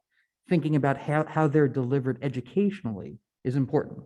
In ELL, at least when I was, or several years ago, there really were magnet schools within the two sides of town because there was a belief that we could deliver better educational outcomes through a more concentrated program. That's something I think we need to, that's beyond an issue of popularity. That's an issue of, delivering the best education, which is our charge. I think minimizing student disruptions. I mean, surely if middle schoolers need consistency because they've lived through a pandemic, it would apply to elementary schoolers too. I would want to see a 2-year look back, similar to what we're doing in middle school. Now, I will say there is the add-on consequence there that makes transportation that much harder. And that's something I think affects things, for instance, like school start times. So I think this is a discussion to have first and to get consensus on first, but I would like to see that 2-year look back. And I think we're well positioned, I mean, where we are to launch both, because what we heard through, I believe it was P&L, but I'm sure we heard it from administration resoundingly, is we had to do middle and elementary implementation together, that made the greatest sense. And so we're still on that path. We're still looking 2 Septembers from now. But I think really within this month, I mean, maybe even within this meeting, to reach some kind of consensus to start charging the administration, I think that's also the best idea. So that's a long-winded way of describing my thoughts. Thank you, Ms. Friedel. Thank you. I'm going to go to Ms. Tong.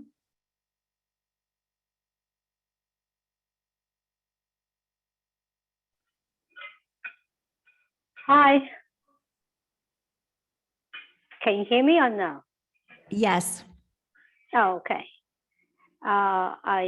Kim, are you asking me a question or you? Yes. I know you're hanging over to me. Sure. So Sally, what we're talking about is the elementary school redistricting, the conversation about what that would look like. And the administration is asking, what are the priorities of the board as they look at potentially redistricting elementary schools?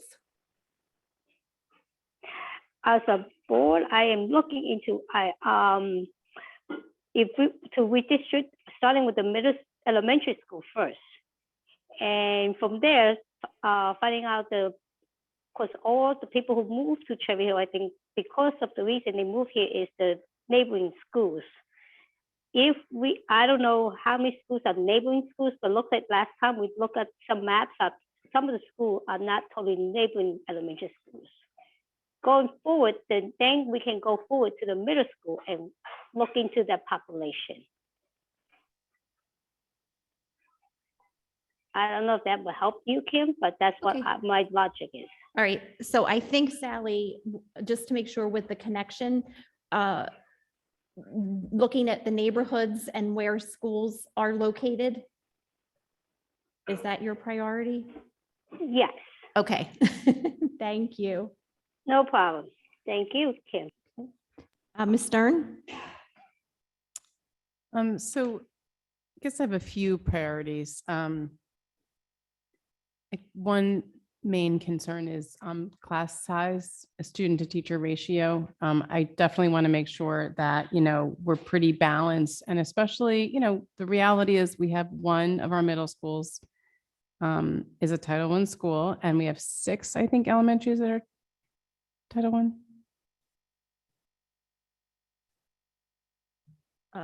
Ms. Stern, there are 5 Title I schools, and I just want to clarify for class size, we do have policy at elementary level for class size. So that is in board policy. It currently exists 22, 24. 22 26. kindergarten through 3rd grade, and then it goes up in 4th grade and 5th grade. So that's consistent across the district, unlike secondary school that currently exists. Okay. Thank you. Sure. That's helpful. And I think, and Mrs. Wellington or Dr. Malash, I think I heard that class size at the elementary is one of the smallest in the state. Is that right? That we really put emphasis on kind of keeping our class size pretty small compared to even a lot of other districts. And that's, I think, shows in the quality of education. So I wouldn't want to jeopardize that. And it's a policy anyway.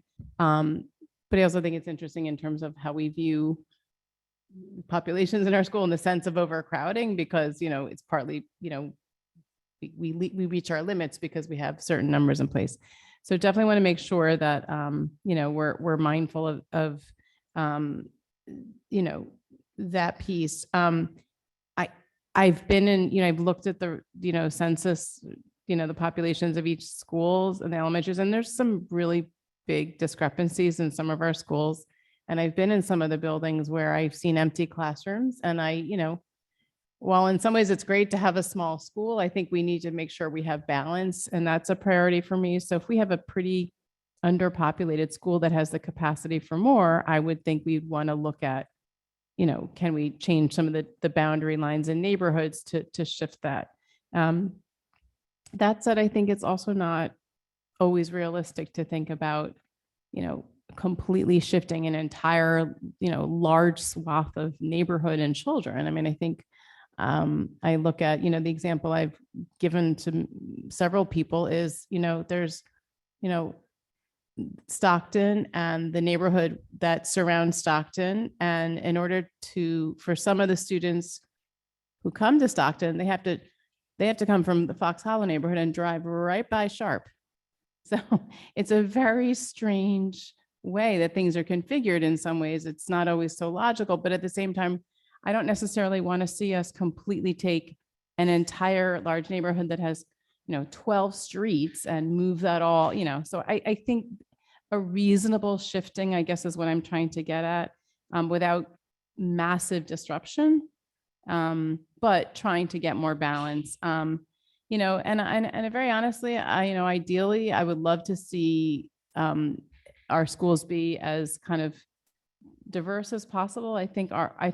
I know as a person, I feel like my life is better when I have a lot of different, experiences, and I know a lot of different people, rather than kind of a contained, narrow experience. And I think the same for our students, for lots of different aspects. So I would love to see that. I think sometimes you also have the neighborhoods that we have, we have the people who live in the houses that they live in. So that sometimes is a challenge. And I think those are my main priorities. So thank you. Thank you. And I'm sorry, there is one last piece, and I think Mr. Avadi touched on it. One of the things we're going to be dealing with, and it's going to be a pain point. It has been a pain point. We talked about middle school redistricting. It's going to be a pain point when we talk about elementary school, is recognizing that this is going to mean, as some of the boundaries shift, as the Kilmer Island may get shifted, as some of the other, perhaps other boundaries get shifted, there's going to be a few years of families having to readjust their, expectations of where their kids are going to school. And there may even be kids who, I don't know, I guess we have to see. I mean, ideally, I don't want to see kids disrupted from, the schools where they've started. But reality is elementary schools, a long time. It's a lot of years. So I think if we're going to try to do this and also think about the busing issues, which have existed for as long as I've been engaged in noticing what's going on in this district, we've had busing issues years and years. There's just a shortage, a massive shortage with bus drivers, and not wanting kids on long drives. I think we have to kind of have a little bit of a pragmatic approach as well about, like, there may be kids that have to move schools or maybe siblings that may go to different schools, which our kids do anyway when they go to middle school and high school. A lot of families do. I have twins. They happen to choose to go to the same middle school, but I know families that have twins that didn't. So, and don't go to the same high schools even. So, if that makes sense, I think, I'd like to be as least disruptive as possible with that piece, but also recognizing there is a piece of disruption that will be inevitable. I think sometimes families face that when they have to move and they move they move towns, they move schools, and that's a little bit easier to take for families when it's their own decision. But I think the reality is we're going to face some of that, and that's going to be hard. So obviously we have to be considerate of that. Okay, thank you. Ms. Elmore Stratton?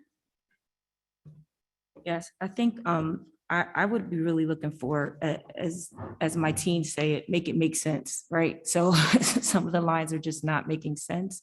And so if we're moving to neighborhood middles, then we should really look at what the neighborhood elementary sizes look like.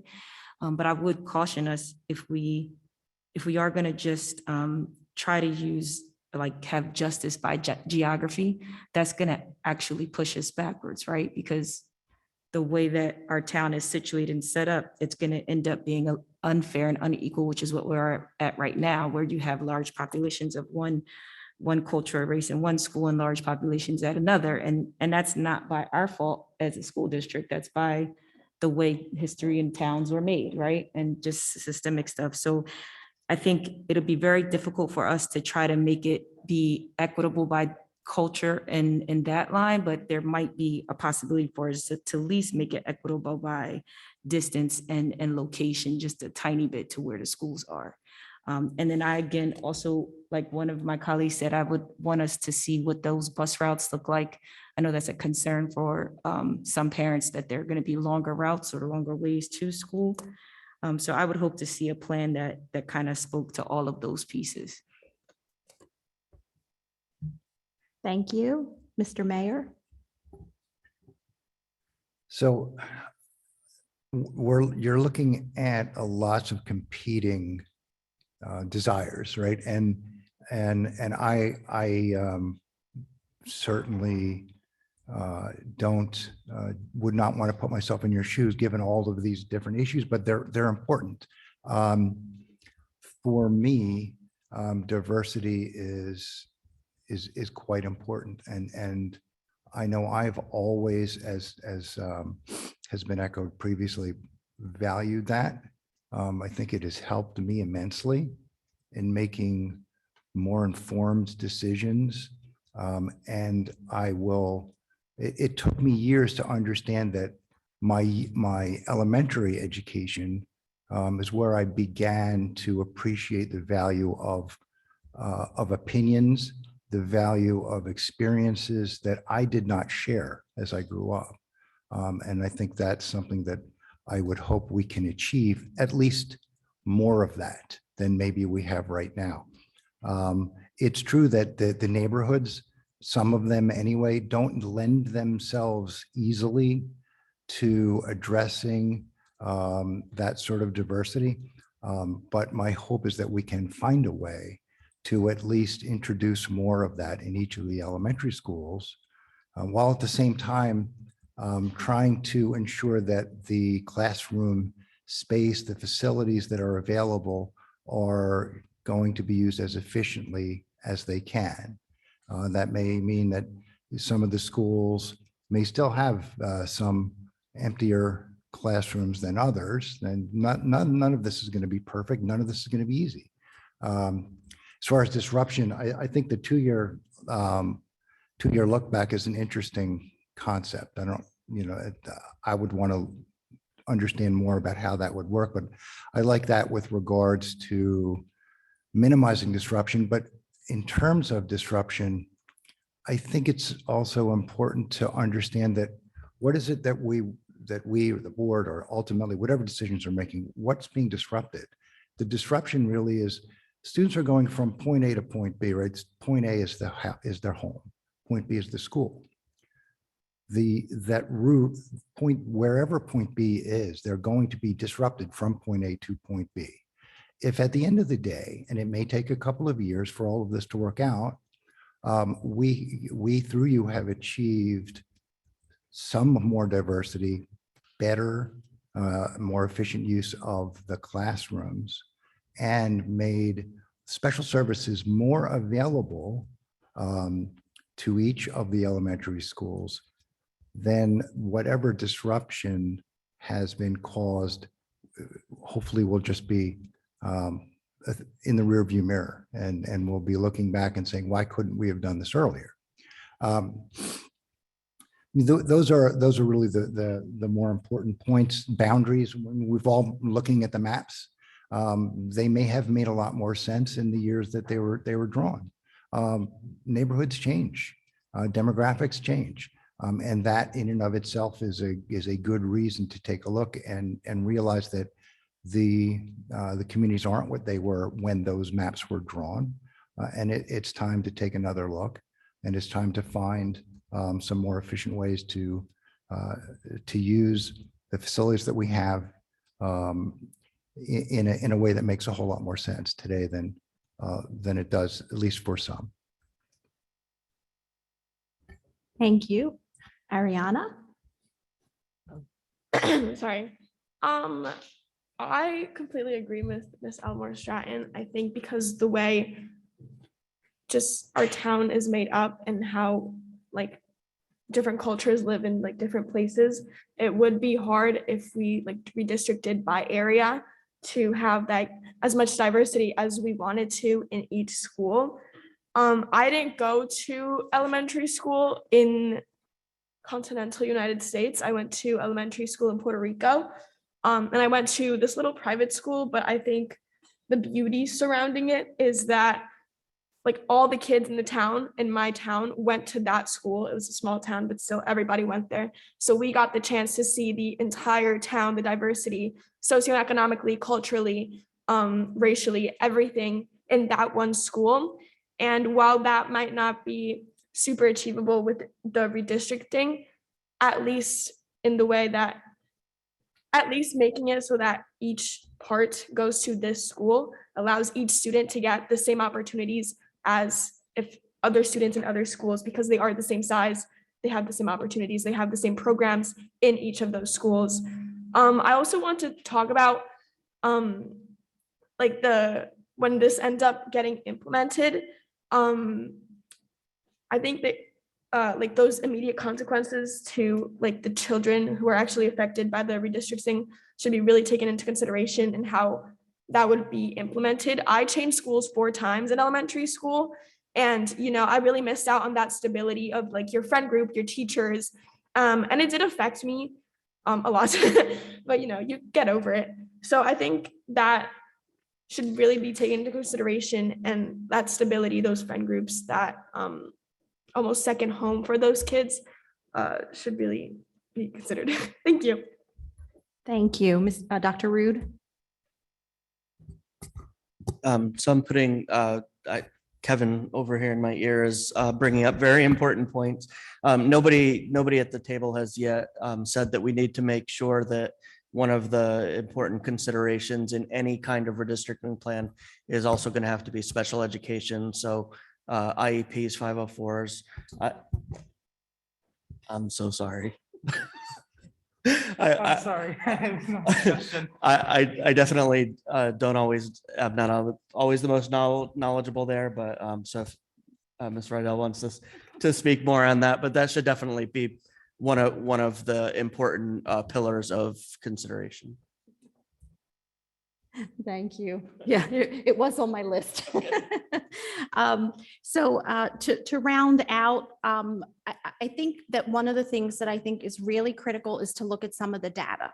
So we had the GRIP report that was done several years ago.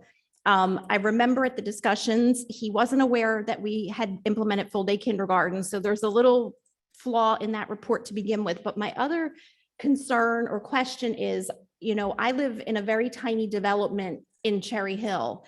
And over the past 2 years during the pandemic, we have seen a lot of empty nesters move out. and families with younger children come in. So I don't know if there is a database, a realtor database, or something. I believe Kingston had a lot of turnover in their neighborhood as well. And I have some friends who are in real estate, and I heard that the west side had more houses turnover than the east side. And the west side is already the side of town that has overcrowded schools. So I don't know how it is done, but I think we have to try to figure out a way to see, what are the numbers going to look like in the different neighborhoods to the best of our ability. Obviously, it's not going to be perfect. So I think that's one of the things. Another thing is right now, the maps, where they make sense, are based on roads. So Chapel Avenue, Church Road, Kings Highway, and so forth. But I'll give an example. Windsor Towers, which is an apartment building on Chapel Avenue, is directly across the street from Joyce Kilmer.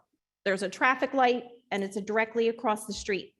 Those residents go to Clara Barton, and I believe they're walkers. So they walk a significant distance to Clara Barton when Joyce Kilmer is directly across the street. Now, obviously, this would probably be a conversation with Mrs. King and the transportation department, but I think that's something we should look at as well. Like, does it make sense to redistrict in a way that's proximity? As my other board members have said, I think the neighborhoods is another piece, where families lives, where houses and apartment complexes are in relation to the schools. Get rid of Kilmer Island, just to make it look a little bit more make sense. And the children are, in the summer after school, they're with their friends that are in their neighborhoods. They'll have friends from other neighborhoods. I know Dr. Malash and I have had conversations in the past that we don't really have neighborhood schools. We have schools that are located in specific neighborhoods. Kingston is a neighborhood school, and I guess Russell Knight is a neighborhood school, but the rest of them are schools in a neighborhood that then draw in from all over. So, for most of our community, you're not losing your neighborhood school. It's a school in a neighborhood.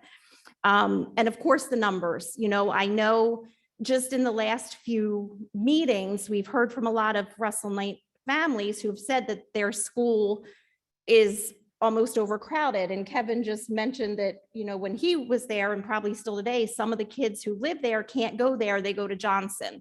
So I think we need to kind of look at the numbers and what are the capacity of the schools and how do we ensure placement.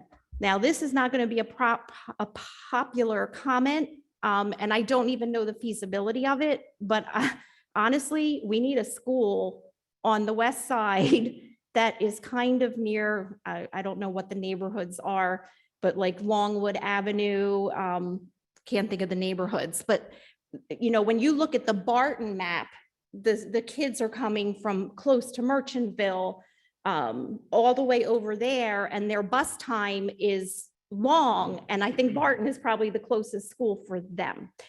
So I throw all of that out. And then I think the considerations too of the special ed students, the programs, is there a way where we can get, children in their local school whenever possible, but I know that is also number and program contingent, but I do think it's something that we should be thoughtful and planning of from the beginning. ELL students, all of those populations. And I think that does it for my input, and Ms. Stern has her hand up. So I just wanted to follow up on that piece about special ed. And I guess I would differ a little bit. While I think it's certainly ideal for the piece, Ariana, you were mentioning about stability and community. It's always ideal, I think, especially at that age, for kids to form relationships and be able to, in their communities. I think when we're talking about special ed populations, and I think ultimately what Mr. Avadia said earlier about kind of the integrity of the program and having the best program for students with special needs, and our students, our ELL students who are coming here, not speaking our language, they're finally getting to know some kids. And so I think having a community that is stable, whether or not it's in their neighborhood, if it's providing the best program it can, I think if you can do that in their neighborhood, even better. But if you can't, at the very least, keeping those groups of kids who transitions are much harder for than kids who are not in those programs, who don't have those needs. I think those kids, that's a priority to me, is to see if, to have them not have to change schools, recognizing that there are going to be elementary kids who might have to change schools, which is not going to be easy. Speaking of not always so popular, but I think it's maybe something part of a necessary process. But the special ed, the kids who are dealing with special needs, and I think I would believe our ELL students would fall in the same category in terms of the importance of the lack of transitions and importance of working with a school and teachers who know them, whose their parents know them. I think that's really critical for those populations. So I'm going to close out though, and I'm going to say, I think we look to Miss Mallory as the Director of Special Ed to provide input when you're having these internal discussions on what best practices are and what the expectations are of IDEA and the laws. And then from there, make the recommendation to us on, how this would look.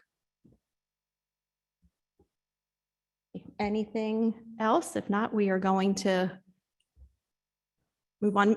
Ms. Wethington, does that give you what you need? Did we miss anything? I'm Ms. Tong, or is that what you're helping me with? Yes. Hi, Ms. Kim. I just want to add something to this. I think you have mentioned about the wheelchairs. I think the input of the wheelchairs, because time it goes around when the people move in, they're the ones who help them and tell them which school district, which I think we might have a good, when we have the town hall meeting that's coming up, maybe, I don't know how to promote that to the wheelchairs in the Cherry Hill, or to the wheelchairs nearby, let them know we're doing redistricting and maybe how they can give us some input when they come into the town hall meeting. And personally, I think to redistrict the middle school and the elementary school in Cherry Hill, we might need a little bit more time before we, put, I don't know, that's just my thinking right now. It's like so many things comes in and we try to put it together. I don't know what's the best way to put it, but it's like a lot of puzzles come together to make this work for the students, so that we're not disrupting the students' daily living, schools back and forth, and they worry about so much what my next year's school going to be.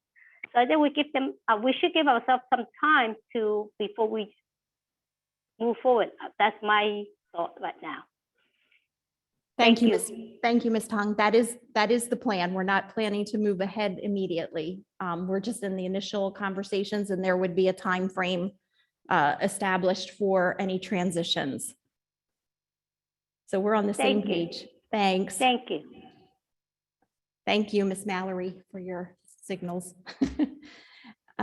Ms. Wethington, anything that you need from us that we didn't cover? I think for a start, it's good.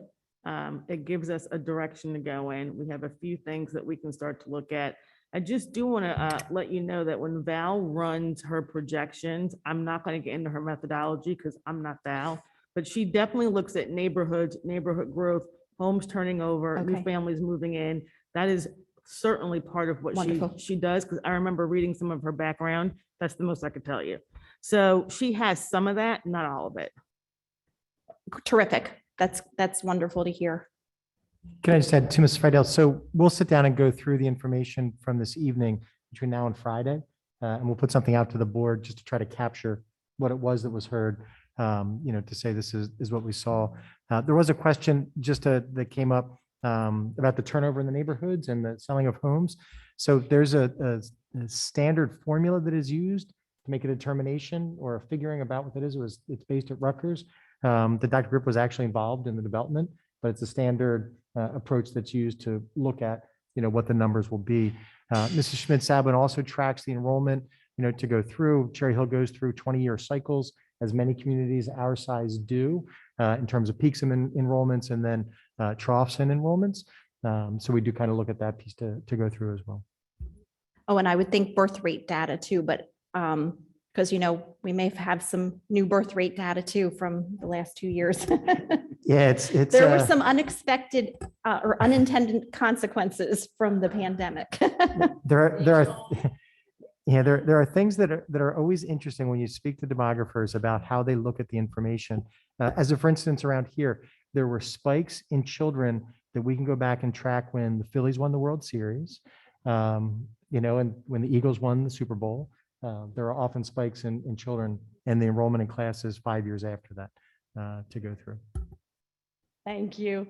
Okay, so the next item is board member remote attendance. So a discussion on a policy surrounding remote attendance at board meetings. So I'll start. So we're where people are. So right now we are kind of on a ad hoc, thank you, decision. But the question is, do we need to kind of formalize the policy, have parameters, if we're going to allow remote access? If we're going to, what would those parameters be? In the past, we didn't do remote access. Again, one of those unintended consequences of the pandemic and everybody becoming much more technologically savvy than they ever probably thought they would be. So I'm going to start to my left this time. If you have any input. I do. I think for not just for all of us on the board, but I think the community as well deserves to know that we have a policy, that we understand it and we'll follow it. Ideally, this is the place where the meetings should take place. That said, for all the wrong reasons, most of us have gotten very comfortable with remote meetings, Zoom meetings, Microsoft Teams meetings, and are at a point where, at least speaking for myself, my ability to participate fully remotely is, as I'd like to think, as effective as if I'm in the room. I would still always choose personally to be in a room with others, but if circumstances arose that required my ability or that did not allow my ability to be here personally, if I had the opportunity to participate fully remotely, I would certainly take advantage of that. But I think it would be important for all of us to know that it wouldn't necessarily be a word and raise our hand. I just feel like attending remotely today, that there should be parameters, and those I think shouldn't be terribly difficult to imagine or to draft. But I certainly would support the development of a policy in that regard. Thank you. Ms. Elmore Stratton. Yes, so I kind of think that the remote meetings and virtual presence is a COVID keeper that we probably should really look into exercising, because it may be more effective for some of the board members and help us to do things like reach a quorum when so many have to be out or away. But I also think that first, kudos to all the board members that have never missed a meeting, like Mrs. Matlack. I think she may have missed one meeting in 10 years, but that's not the norm for a lot of us on this panel. So I think we should put some parameters around it, but we should also really be role models to other folks, or to even to the administration, that if you're ill or you're severely going through something, or you have a family issue, that should be priority. And you shouldn't be trying to log into a board meeting. That definitely shouldn't happen. And we've got to be setting the standard. And at the same time, I would hope that the community that has screamed very loud that they want us to continue with Zoom meetings and having the ability to comment virtually, that they would offer that same grace to us when we have things come up, that we would want to still commit and comment when we're not unable to make it. So, it has to be able to be shared. If we're going to provide that opportunity, and we have to also provide that opportunity for ourselves too. So there should be some parameters and policies around it. Thank you. Ms. Stern. I'm in agreement. I think, some allowance is a COVID keeper. Although I think this was actually discussed prior to COVID and I was in favor back then. I would suggest a parameter, possibly just throwing it out there, maybe no more than 4 virtual attendances in a calendar year during our term, during the calendar year of that, you know what I mean? Sorry. So, yep, that's it. I think, and I would actually, there's been discussion about, should there be certain circumstantial thresholds to meet? I'm not a fan of that. I personally would love to just let us each make that determination for ourselves. And then I think if there is a concern, maybe there's a parameter built in that if there is a concern that either, I don't know, for some reason, there's a board member who's an outlier and not sticking to the policy or what have you, then at that point, perhaps the board president can address it or, there's that discretion. But definitely in favor. Mr. Avadia? I think the board vice president should address it.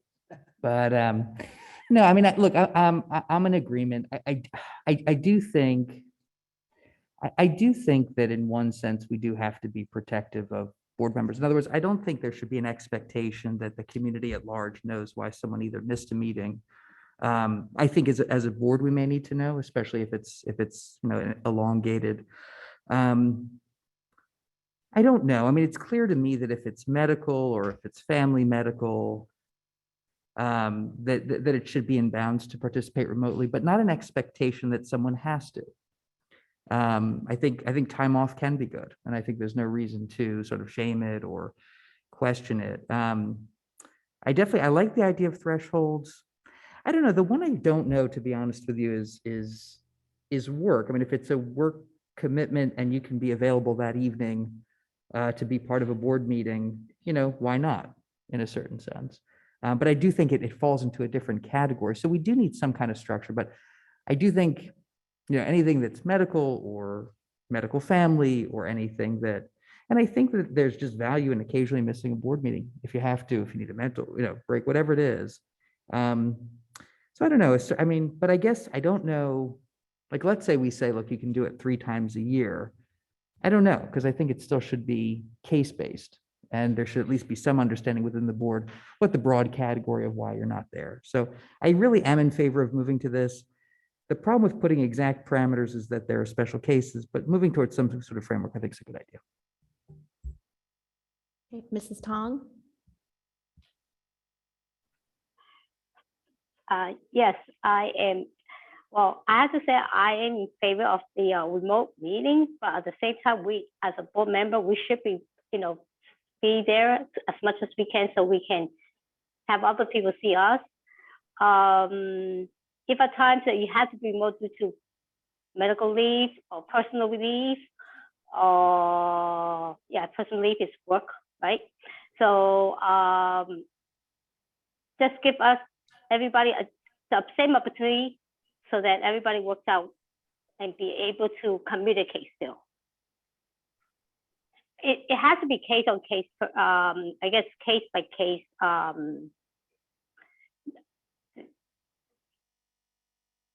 Not the parameter is great to put it in, but it should also be case by case basis as well.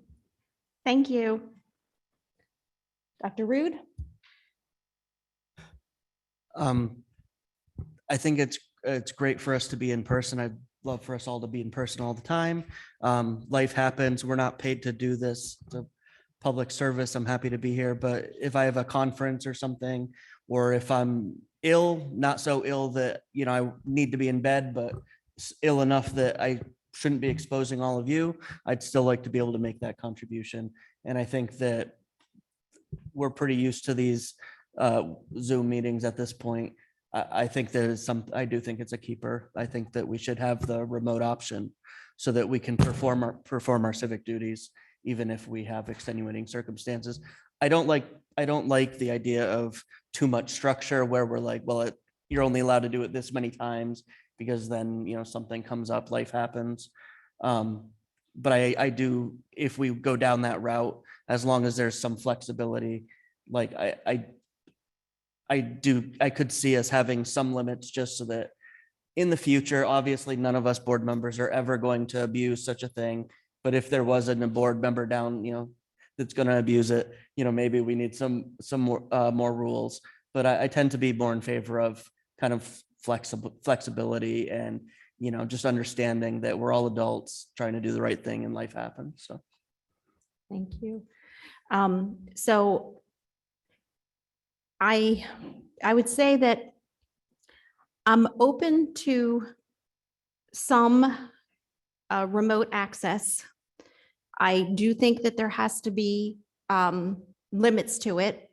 And I'm going to say, we ran for this office knowing what the requirements were, what the meeting schedules were. And at the time, the expectation was in person for these meetings. And there's a policy about board member attendance. And if you were to miss X amount of consecutive meetings, then there is the possibility that you would be removed from the board. And I think the purpose of that is you ran for public office to be here and to be present and to be participating. I don't want to find a loophole where, every other meeting, a board member, whether it's this board or another board, is, well, I don't want to come tonight, so I'll just loop in. So I do think that if it is an adjustment to the policy, I really do feel strongly that there has to be parameters around it. So that's where I am. Yes, Dr. Rude. Just because this is really supposed to be a discussion, I know that's really hard at this long table. But I just want to comment back on that. Like I do agree. And I that's something that in a discussion, I'm willing to say, if you believe strongly that there should be limits, I definitely understand that. For that reason, that we don't want people taking advantage of or abusing the rules just because they're there. I agree with you that there is an expectation that we're here in person and we should be. If other members are in favor of some form of limit, I would just say that I don't like any limit that is like, the fifth time comes up and everybody's just like, yeah, sorry, you're at 5. But, the kind of thing where there's something in place to be like, well, as a board, maybe we could just say, is it okay if they do this stuff, even though it's a 5th time? Just some flexibility and kindness and understanding in the process. But I agree with you.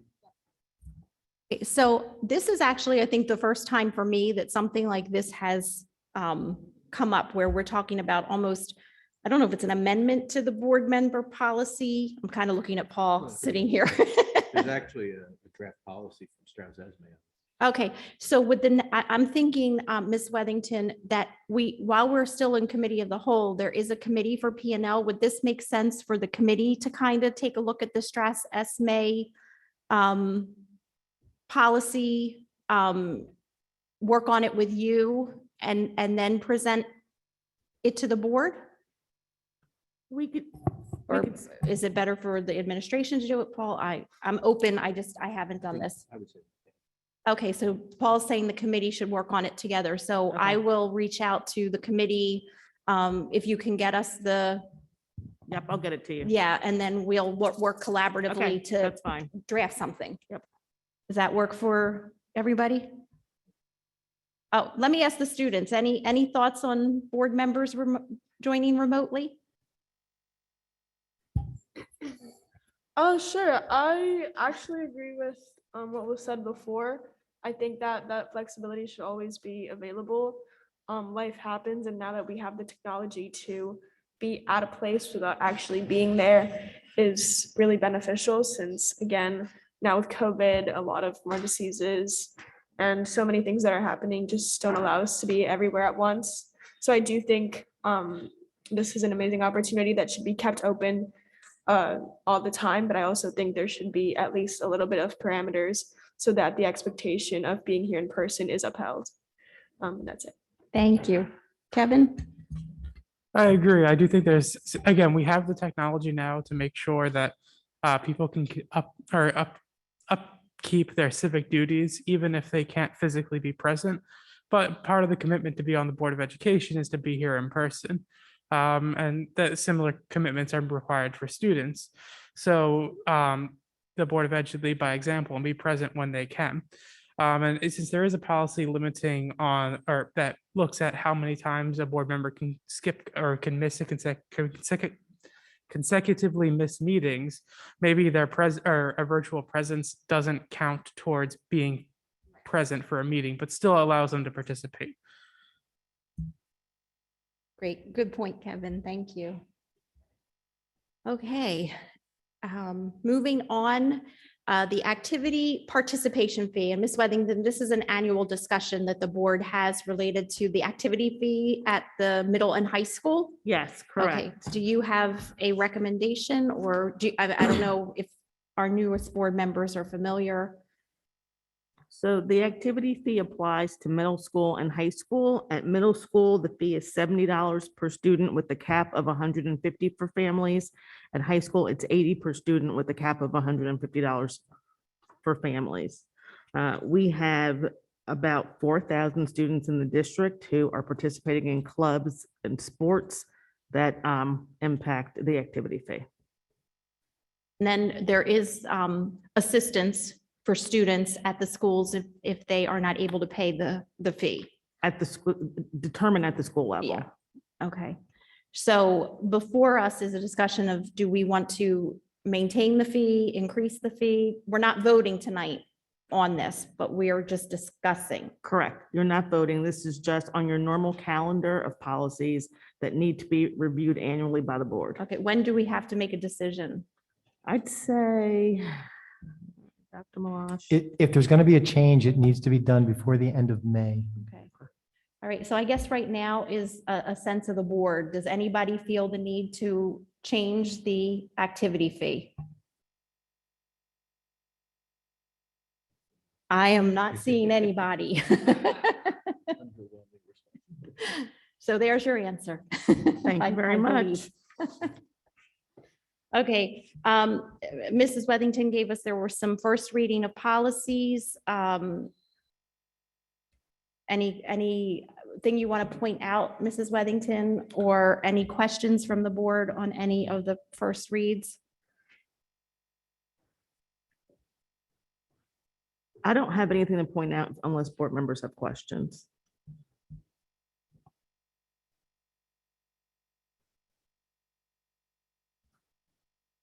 Okay. Seeing no questions, second reading of policies, the sick leave bank. Any questions on the sick leave bank policy?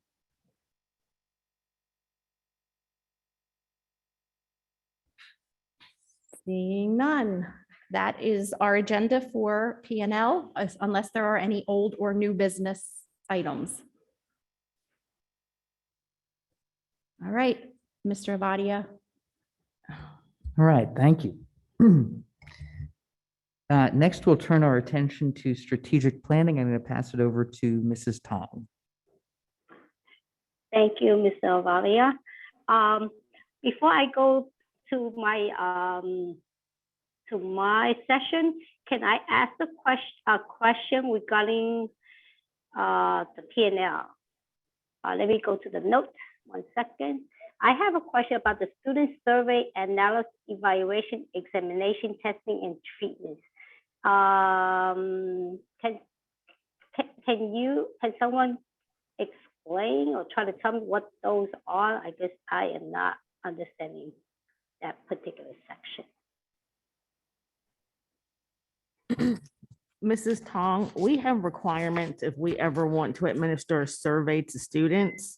Some of the requirements come from the state government, some come from the federal government.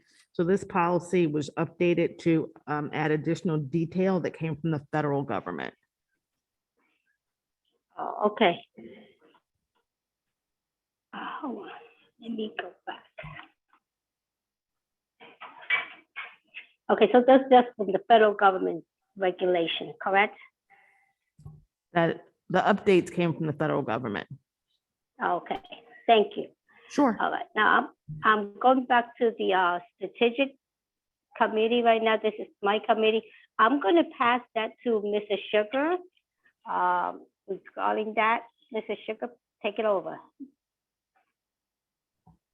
We already had our one strategic planning agenda item, which was the update from Mrs. Deitch. She spoke to us about fair funding. The other item that we had was I had updated the board about where the project applications for the bond referendum were. As of Friday, we had submitted 7 applications. That included Woodcrest, Malberg, Stockton, Barkley, Payne, Kilmer, and Cooper. And since our update on Friday, we have submitted 2 more, which is Beck and Hart. And the hope is to have all project applications submitted by the end of March. Any questions? All right, that's it. All right, thank you, Mrs. Tong and Mrs. Sugars. This will move us into our special action agenda. This is action of consent to approve items number 17 to 20. I am going to move that we do this through a consent agenda, and I'm looking for a second. Dr. Rude. Now, before we do that, are there any questions or comments about the items 17 through 20 that board members wish to make?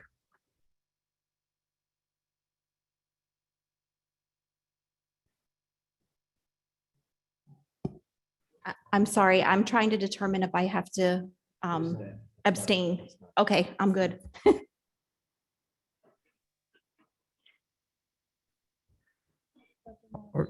Ben? Ben? I Yes. have a question regarding 20.1. What is that date on 20.1? It says March the 5th or March the what? Oh, get back to that note. 20.1, March the 8th. Is that today's discussion? That's not me, right? 20 point. Mrs. Tong, these are the HIBs that were discussed at the previous board meeting in executive Okay. session. So it's the That's one last from the end meeting. of February. Correct. February the 28th. Okay, good. Thank you. The hearing is not on here. Correct. So I'm good, right? Yes. Thank you. I mean, so these are the ones that we reviewed February 22nd, and then we're moving them tonight. As long as that is okay, then you're good to vote. Yes, I was there. All right. Thank you. Seeing no other questions, then I'll turn it over to Mrs. Sugars. Okay, board members, I have opened up the online voting. You can cast your votes. If there's any exceptions, any no votes or abstentions, please let me know the item number and I will record it separately. Mrs. Sugars, I need to abstain from 20.1. I believe it is. Ms. Sugars, I'm going to abstain from 19.1.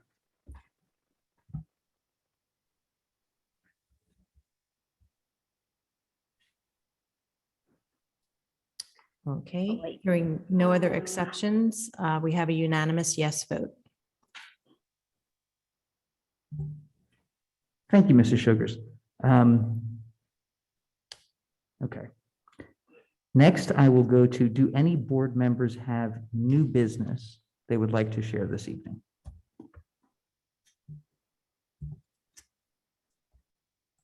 Mr. Radia, is this where we're going to discuss committee of the whole versus? That's old business. That's old business. Yeah. Okay. Okay, seeing none, we'll then move to old business. And in old business, thank you, Ms. Friedel. Stole my thunder, but okay. So we did say to the community that we would once again discuss board committee meetings versus committee of the whole. I did write a short note to the board members, but did anyone, before I want to do some kind of straw vote at some point soon. Did anyone want to either make a comment or somehow delve into this topic before we went ahead with a vote of some kind? Yeah, Ms. Rita. I want to say that at this point in time, I'm feeling more inclined to go back to committee meetings, except for conversations around the bond.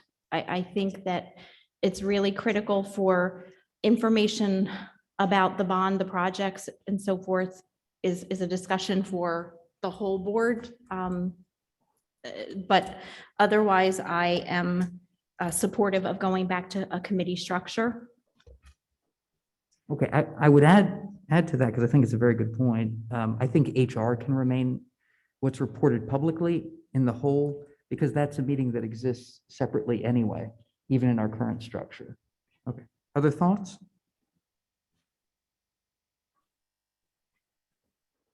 Mr. Mayor? So having not participated on the board committees previously, but it had always been my preference to participate in committees, smaller groups.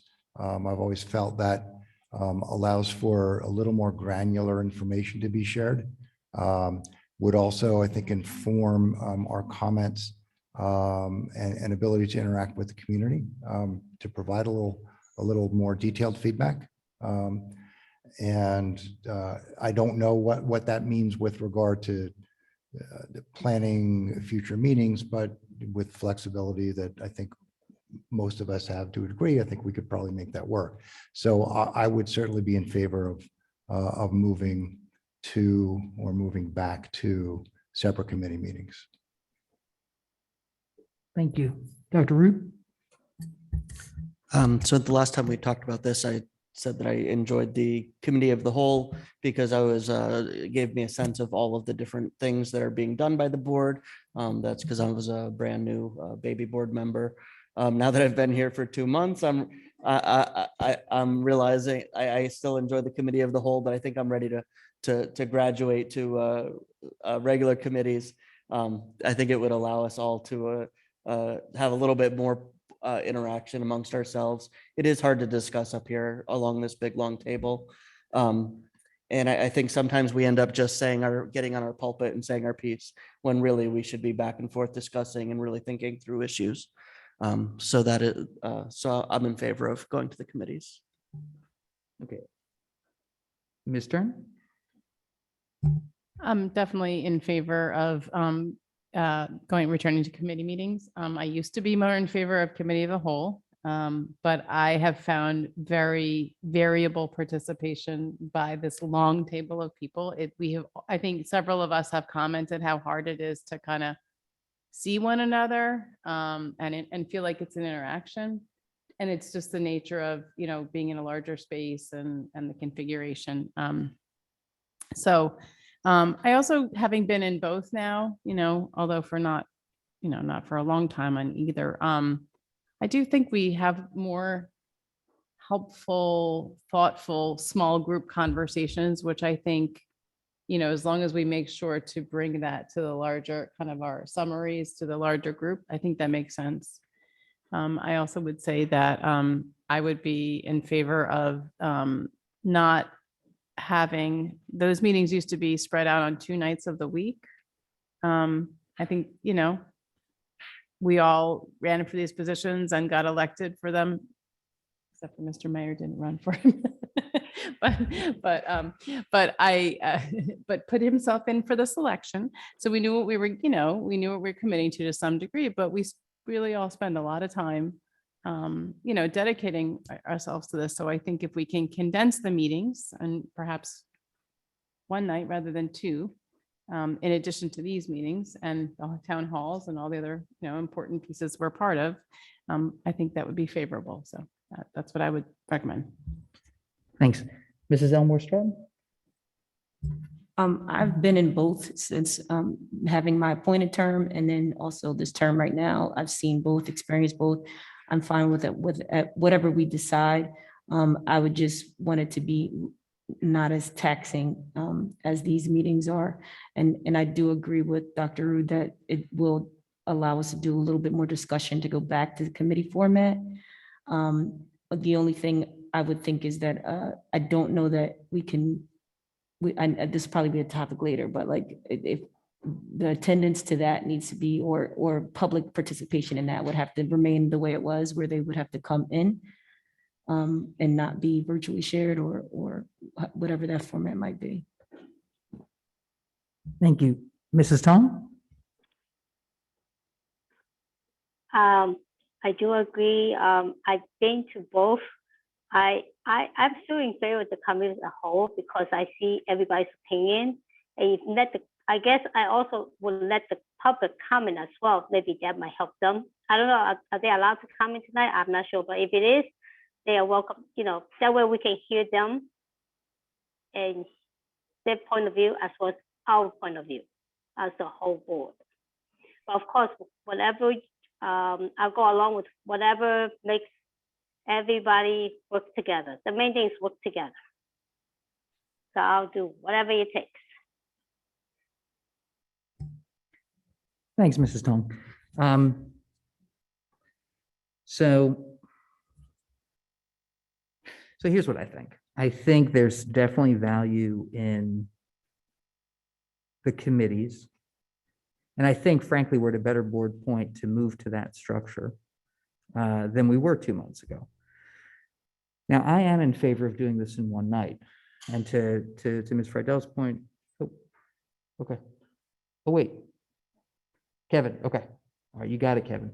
Hi, so I'm just going to speak on behalf of all the student board reps. We actually have a group conversation that we keep going on during the board meeting so we can keep you all or each other informed on what's going on. Ariana had to leave because it's late and she relies on family for transportation. The full COW meetings, I think, are nice because it lets you get a good sense of everything that's going on.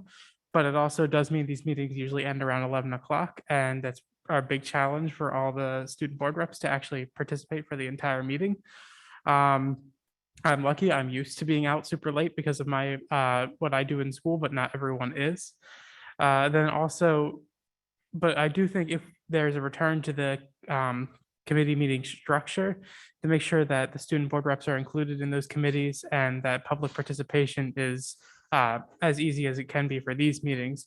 Otherwise, you're losing the value of having everyone here at the same time. Thank you. Thank you. So, okay.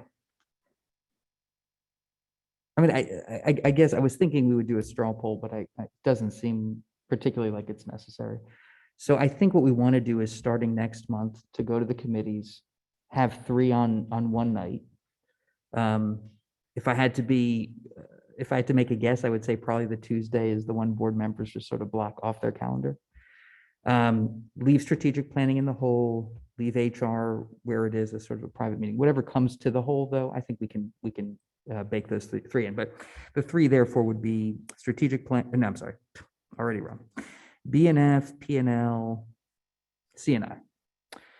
And we'll give it a whirl. Now, I will say that it is our tradition on the board, I think, for the meetings or meeting over the summer to do that in the whole. July. So, okay, so July, let's leave that as it is. And we'll give it a shot. I mean, it's not to say we couldn't revisit it, but it does seem like we have basically either consensus to move in this direction or agreement to go with the majority. And the majority seems to be saying this. Okay, we'll close that out. So Ben, this will start in April, Dr. Malash, Ben? Yes. Okay. Yep. I just want to say, I just was borrowing with Paul. So with 3 committee structures, the student reps they would be able to decide, Kevin's coming to see, and Kevin and Ariana wouldn't have to go to all 3 meetings. The alternatives could go, they could split it. I mean, unless they are so inclined that they want to come. Well, now that we know they've got this chat group, it's like we get all of them for the price of one. So, yeah, well. We try to keep each other in the loop. Absolutely. No, I think it's a great idea. To be honest, I don't recall it from a time where we had board rep participation, but I think it's great. And I think, yeah, I mean, we'll work out the details, but I think, yeah, student voice, love it and appreciate. Yeah, so yeah, let the text group know that we appreciate these comments and to await further details as early as April. All right, wonderful. So let's see, old business. All right, now, we have arrived, and only 2 hours after we started first public comment, it's second cousin, second public comment. Now, hold on a second. Wait, did we skip over yours? No, okay. Okay, so we're still on pace. Now, Okay, now we still want students to go first. This much I'm convinced of. It's 9:20. It's time for these students to do their homework and go to bed. So if there is a student, please do indicate that on the line. I don't necessarily see students here, but again, lifelong learners, we all expect to be in that category, but Cherry Hill Public School students. Okay. Having said that, 3 minutes, please do remember that respect is foundational to the conversations we have here at the board meeting. So 3 minutes is what you get.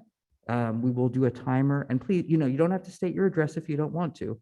Just your name and municipality is what we would ask for you to start with. Is there anyone in the room who would like to, sir? Nick Audio, Junior, Cherry Hill, New Jersey. Good evening. I would like to report that both of my daughters in elementary school and middle school had an entirely positive experience not wearing masks at school. And I would also like to publicly commend Mrs. Gleason, Thomas Paine's principal, for emailing home a very heartfelt and encouraging video assuring students that their families' decisions whether to mask would be welcomed and respected by everyone at school.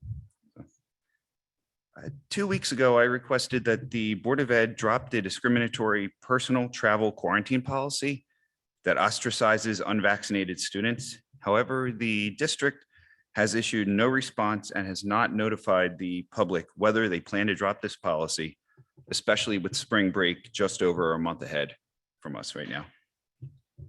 And finally, I would like to ask the board to implement a procedural change to meetings to allow a response from the public when a public comment or question is clarified or answered by a Board of Ed member or representative after the public comment portion of the meeting is closed. Thank you. Thank you. Next, we will return to we will go to the line. We'll return at a later time. But now we're going to go to the line to the phone number formerly known as Dr. Bodowitz. You are up, sir. Hello. Hello, my name is Jeff Podowitz. I live in Cherry Hill. As I have previously stated numerous times under SFRA alone, the difference between our capped and uncapped aid is now over $220 million. In 2018, 2019, the difference was over $195 million. I provided that information to our district leaders. School board members, please Google search what really matters, equitable and adequate funding on School Finance 101, dated March 11, 2014.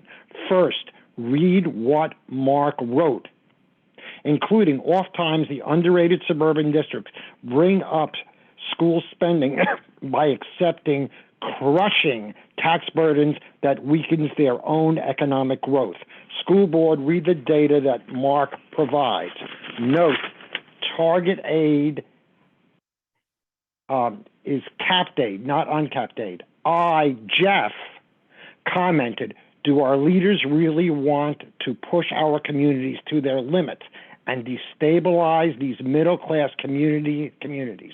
Mark commented, I was right about Cherry Hill having an undue burden. So school board, Google search for what really matters, equitable and adequate funding on School Finance 101.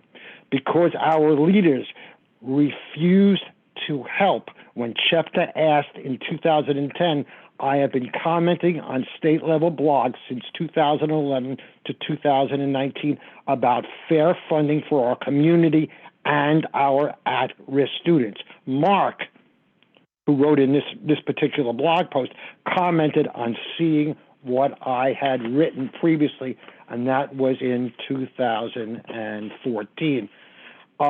Just for information, Insider New Jersey, August 3rd, 2021, reported on ratings for the states with the most and least equitable school districts. New Jersey ranked as the 9th least equitable overall. However, in New Jersey, out of 540 school districts, Cherry Hill ranked as the 7th most equitable school district. Thank you very much. That's it. Thank you. We'll return to the room. Good evening, Dave Kuzmanich, Cherry Hill. Just want to go over a couple of board policies that I've highlighted here. The Board of Education believes that racism must be eliminated from Cherry Hill Public Schools in all policies, regulations, procedures, and practices.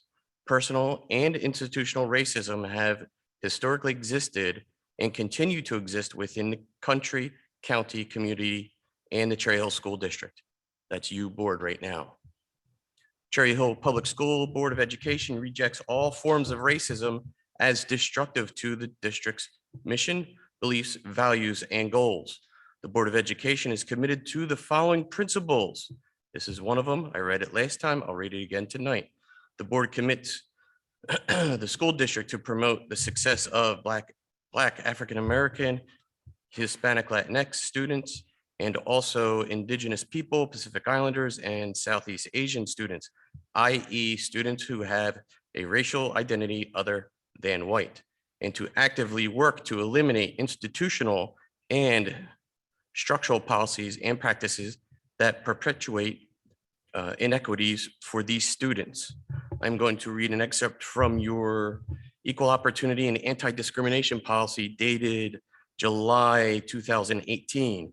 The board will ensure all persons, regardless of race, creed, color, national origin, ancestry, age, marital status, affectional or sexual orientation, gender identity or expression, religion, disability, or socioeconomic status shall have equal and bias-free access to all categories of employment in the public education system in New Jersey pursuant to New Jersey NJAC 6A 7-1.1. Another part of your anti-racism policy, the board is committed to attracting, recruiting, hiring, and retaining staff and leadership that more closely reflect the racial, ethnic, and linguistic diversity of the students of its district. Thank you. Thank you. We'll return to the line for Carolina Bevid.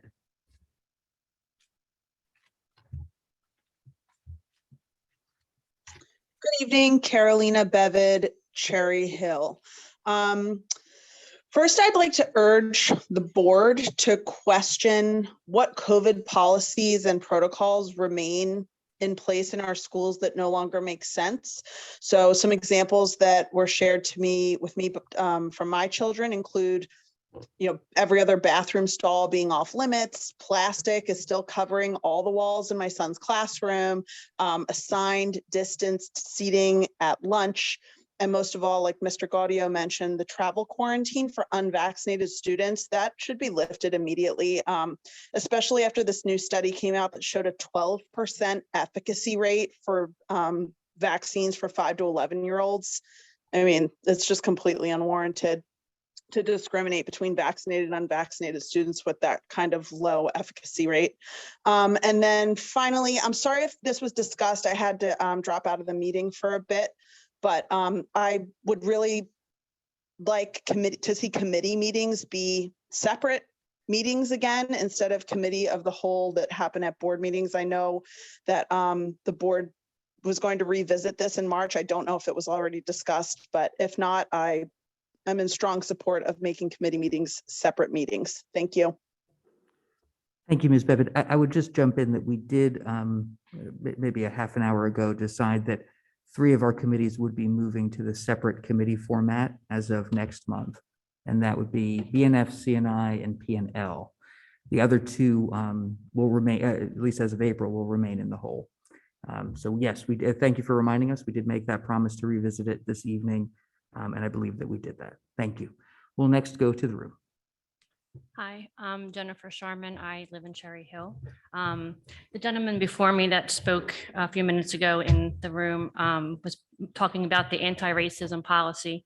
I did want to point out that I have read that policy as well, and based off of your definition of equity in number 9 of that policy, that one paragraph that he did, well, he mentioned several, but the one paragraph that he mentioned that has the parentheses with i.e. students who have racially identity other than white, actually goes against your own policy with what equity stands for. So that paragraph, I don't have a problem with, but there's no reason to have all the description of races. It could simply just state the board commits to the school district to actively work to eliminate institutional and structural policies and practices that perpetuate inequities.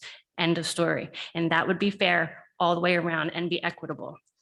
The other thing that I wanted to talk about is actually an issue that I've had multiple times with the school regarding my sons and my children that have gone to the school, particularly in the high school, is this social and emotional learning.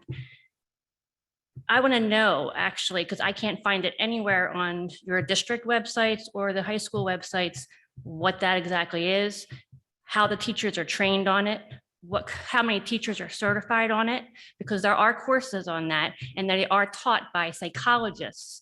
Social emotional learning is very important and I stand by it, but it has to be done appropriately. And what I'm finding is that the guidance counselors, the teachers, it's all like a free for all as to whatever it is it's going to be, and whatever that teacher decides, or even the counselors can't even give me a full description of what even it is. And now I'm hearing from the last meeting that microaggression is also going to be in the classrooms talking about it. Both of these topics take up too much time for a lot of these students to be discussing, and then they're not getting the full curriculum instruction and they're struggling with having time to even ask questions before the bell rings. I've had to have a talk with the teacher and the guidance counselor over this just to get the honors calculus teacher to start to teach calculus so that they can actually understand it. And she doesn't have to keep doing curves to have them pass the tests. So it's becoming an issue, and I shouldn't have to call the school to get them to teach the curriculum that they're supposed to teach in the first place. It's my job as a parent to provide social and emotional learning. You guys are supposed to support it, not teach it. Thank you. Thank you. We will return to the line for Shane.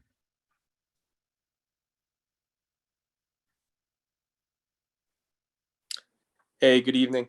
How's everyone doing at the board? My name's Shane Camardo from Cherry Hill.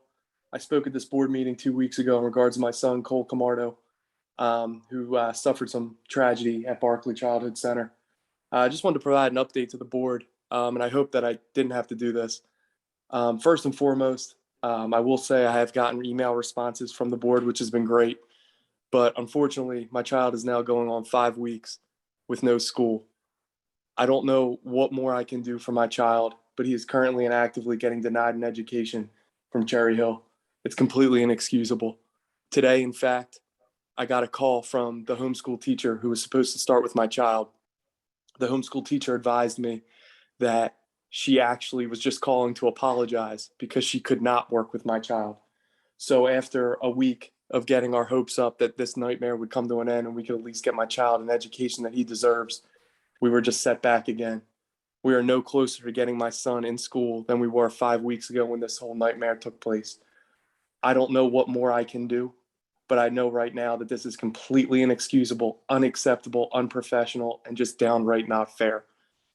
My child deserves an education like everyone else, and just because he can't speak or stick up for himself, it doesn't make him less of a person. Please fix this immediately. He needs and deserves to be back in school. Thank you. Thank you. We will return in the room. Okay, thank you. Good evening, Nicole Nance, Cherry Hill resident. I would like to ask the Cherry Hill Board of Education to issue a policy statement in support of newly elected Senator Ed Durr, his bill S-1106. And that the bill provides that notwithstanding any other provision of law to the contrary, including any emergency orders, directives, or actions authorized during a state of emergency or a public health emergency, no minor may be required to utilize a medical device without the informed consent of the minor's parent or guardian. The bill defines medical device to mean a medical device as defined in the Federal Food, Drug, and Cosmetic Act. as well as any facial covering used to prevent the transmission or spread of a communicable disease. S1160. The synopsis is it prohibits mandatory use of medical devices by minors without informed parental consent. My second public comment is, did the Board of Education ever apologize to the parent that just called in? Wow. Shane, about what happened to his son? I have 1:33 left. Please stop interrupting me. So my question to the Board of Education is, did anyone from the board at least offer that parent an apology? You represent education, the Department of Education in Cherry Hill. It's not your fault. We know you didn't do anything, but you still represent those who are educators in this township. Thank you. Thank you. We'll go to the line for Alana Yaris.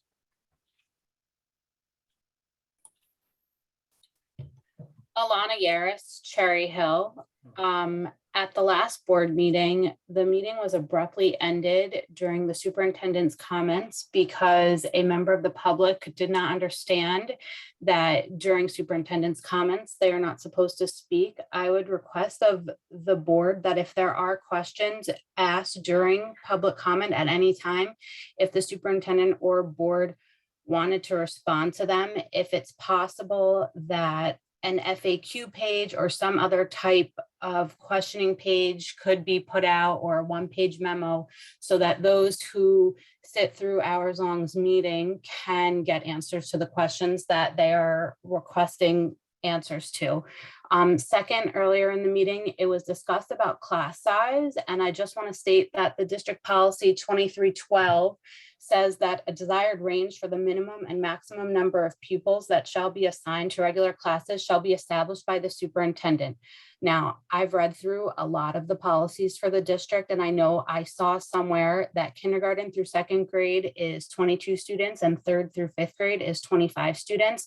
But in looking again to review, I cannot find it anywhere, but I know that I've heard that at some point, and I just wanted to double check about that on class size, because I did hear it mentioned earlier in this meeting that there is a set class size for K through third, and then fourth and fifth have a different class size. And I just can't find that anywhere. Finally, when discussing the elementary school redistricting, as the parent of 6 children, I know that it is possible that some of my children may end up at a different elementary school than other of my children. I just want to say that even though elementary school is 6 grades, K through 5th grade, my kindergartner currently, if she were to move, starting in, I guess if the redistricting happened, it would be for 2nd grade. And she's already had 2 years of relationships made with the guidance counselor and the teachers in the school, even though elementary school is much longer for schooling in terms of than middle school. All the teachers know the students in their elementary school, the nurses, the guidance counselor, the principal, the secretaries, if the educational assistants, if we're saying elementary school is so many more grades and we're going to move students, then I just find that they're going to have to make new relationships all over again. And I want to make sure that the help that they're getting now is what they receive. Thank you. Thank you. We'll return in the room. Hi, Mike Abrascato, Cherry Hill. I have a couple questions for the board. Does the school board still feel it comfortable to have vaccine clinics in our schools? Seeing that the recent Pfizer documents that were released had 8 pages, more than 8 pages, tiny print of side effects that were known from these vaccines. Also, there are numerous high schools throughout the country that are now requiring echocardiograms for their high school athletes. Is that something that we're discussing behind closed doors? Also, I think it's refreshing to see that a couple of the board members last meeting. We're making comments about wanting to continue contact tracing for some of the students, not knowing what these kids have. And they're not wearing masks themselves today. So I just find that a little refreshing. Thank you. Thank you. We're going to stay in the room. Rick Short, 1002 Chelton Parkway. Thank you, board, for approving the no fees. Thank you for doing the subcommittees. It gives the public more input. I should first shame myself. And when I say I shame myself I was scared of COVID. I was scared a little bit back in January, to be quite honest. There were like 300 cases and I thought the district was going to close. I did. And I have a different view of it now, but I do have a hypothetical question for you with real statistics. And that is this: if we take 3,000 students, if about 30% of our students are wearing masks, and we take 3,000 students, that would mean that we could roughly fill 10 schools tomorrow, 10 elementary schools tomorrow with kids with masks on. Hypothetically, we could do this. So my question is at what point does the district start educating the public that there's only 6 or 3 cases a week? At what point do we say that, you know what? It might not be a good idea to wear a mask. At what point? Does it have to be 0 cases for 2 weeks straight before we hear anything from the board when we have 10 schools filled with kids with masks that can't speak as good and can't emotionally interact with each other? So what are we doing to our kids? At what point? I mean, I think we should decide. The second part is the whole equity with Rosa. Don't really have the time to go into it, but it's the equity pushers that are coming. It's the new one from Philadelphia, Miss Slolak from the, what is it? I forget. Not Penn. University, no, okay, anyway. So equity continues to destroy. Equity, it always discriminates. It discriminates on someone. It says, well, kids that have lunch, that can't afford lunches are discriminated against because we think that these kids, they're not good. So we need to make everything else equitable, and the same thing for any other race. And finally, with the bond, I think we need to maybe get into a little bit reality here, because if the costs of living are 6% higher and gas is at $5.75, and you want to come out and put the largest bond ever in the history of New Jersey, I'm thinking it might not pass. So you might want to wait 1 year until the economy gets better before you put the largest bond ever in New Jersey history in the last 20 years. Thank you. Thank you. We're going to stay in the room. Whoever would like to come up next. Go ahead. Christina Mintz, thank you, Cherry Hill resident. I'd like to basically ask the board a question. Are we able to speak truly, or are we going to keep the pretense? I've approached the board numerous times in previous months about masks and vaccines, and I need to hear from the board, from each board member. Do you really believe that masks work? And why do you believe that? Do you believe that masking our children for the past year was acceptable? Did it get the results that you were anticipating? Did you consider the harm that it caused the kids? Vaccination. Why are we calling for vaccination clinics or encouraging our kids to get vaccinated? I'd like the answer from each board member. If you have the scientific data that those vaccines are truly protective of kids or protective of teachers, do you have the safety data for it? I'd like the board to actually issue a statement on that effect, that you believe, and show us the data, that masks are protective. Show us the data that those vaccines are absolutely warranted in children under 18. Show us the data. And why is that a policy to offer and encourage parents to vaccinate their kids? Bless you. I would love for us to go back to reality, go back to truthfulness. You've bombarded us with all kinds of new terms that you have never defined for us. I would like the board to come out with a statement to the public and offer public input. What is equity? What is diversity? What is inclusion? What is social justice? What is climate justice?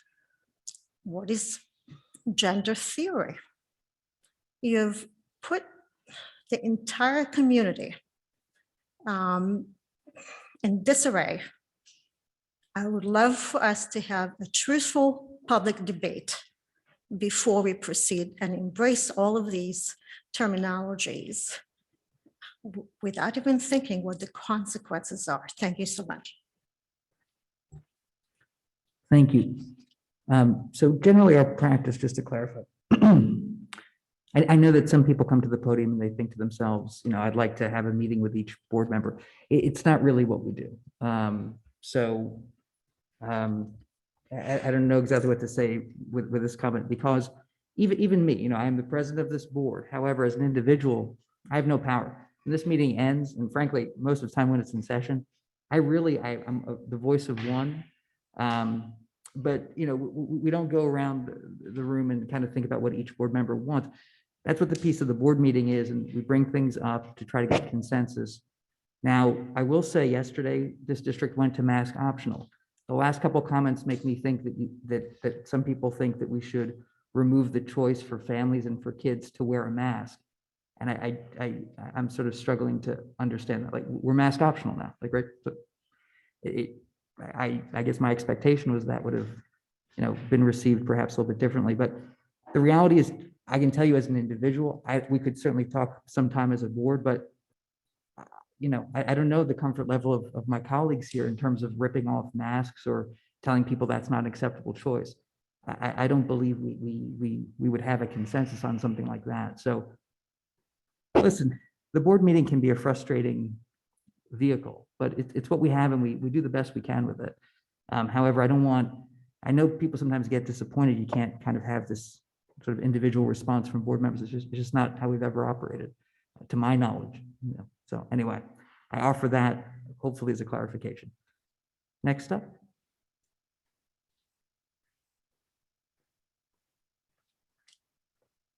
And I'm from Cherry Hill, New Jersey. So thank you, Mrs. Fidel, because I forgot that award was in honor of Mr. Wolf. So, and I'm very pleased that it was being done at West as well. So I just want to talk about your budget discussions. Unfortunately, I'll miss next week's meeting, and I know you're disappointed. But last year, you voted in a 0.5 increase on a $180 million budget, which was great because you were trying to consider the community. But now at this point in time, as we know, things have gotten much worse, and perhaps much worse for many people. If you had not done that, you would have had an additional $2.7 million to your credit this year. So please think long and hard about going to 2% in spite of the situations that many may find themselves in. I would like to talk about elementary school redistricting, but in a different light. There are actually 99 communities inside of Cherry Hill in a 27.7 mile community. They're called unincorporated communities, but as each section of Cherry Hill was built, they were also named something, everything from Apple Hill to Woodland. Pretty interesting. Apparently some of us live in a place called Coffin's Corner. As far as masking or not to mask, that is now fortunately your choice, whether your child does it or not. I wear one. I lost my dad to this disease in an isolated area. So if what little I do, in my belief, protects someone, then please allow me to believe that. You are welcome to believe what you want to believe, and you do what's best for your children. I am glad that people can mask or not mask in this day and age. One thing about the committee meetings, could you table the start time so that if people wanted to attend individually, they might be able to, especially if it's a working person. I think that's important. And I certainly do appreciate you going back to committee meetings because quite frankly, you look like you're going to be done early tonight, which is ironic, given that it's a committee of the whole meeting. And I wrote quite a letter this weekend, but I do appreciate you taking the community into consideration. Thank you. Thank you. Is there anyone else? Okay. Is there anyone else in the room that would like to speak tonight? All right, well, Dr. Malash, we certainly missed out on your comments weeks ago, so I turn it over to you. But Mr. Green, we can't turn it over to him until you've completed your piece. So, okay, over to Dr. Malash. Thank you, Mr. Avadia. I just want to start by thanking the Rosa students that came this evening and made their comments and shared the petition that they had put together. I certainly understand their frustration. You know, as an employer, you know, there are things that we can do and things that we cannot do when employees make certain choices. So, you know, when employees make choices, we honor those choices in terms of where it is.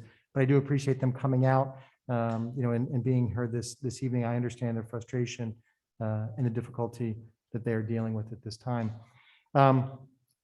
The district is continuing. A couple people asked or make comments about other COVID policies as we've made the transition, as the additional recommendations and information has come out from the CDC, the New Jersey Department of Health, and from our public health experts that we use, as we have done throughout the past 2 years.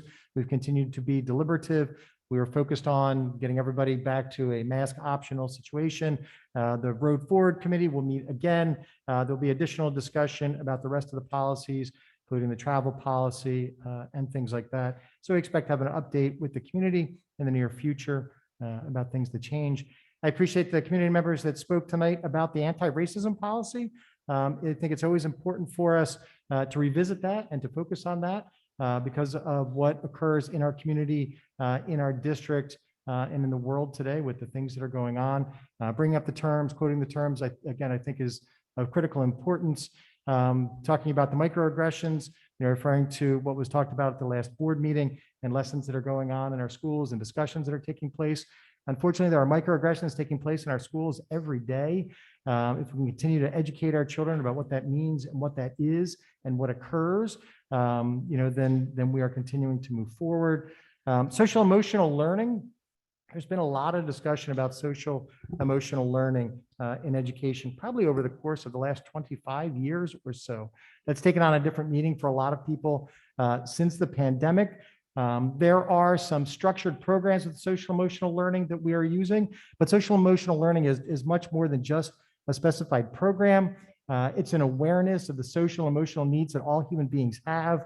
Now more than ever, there's a greater understanding of the neurological processes that occur within one's brains when they're faced with trauma, with anxiety, with stress-inducing situations.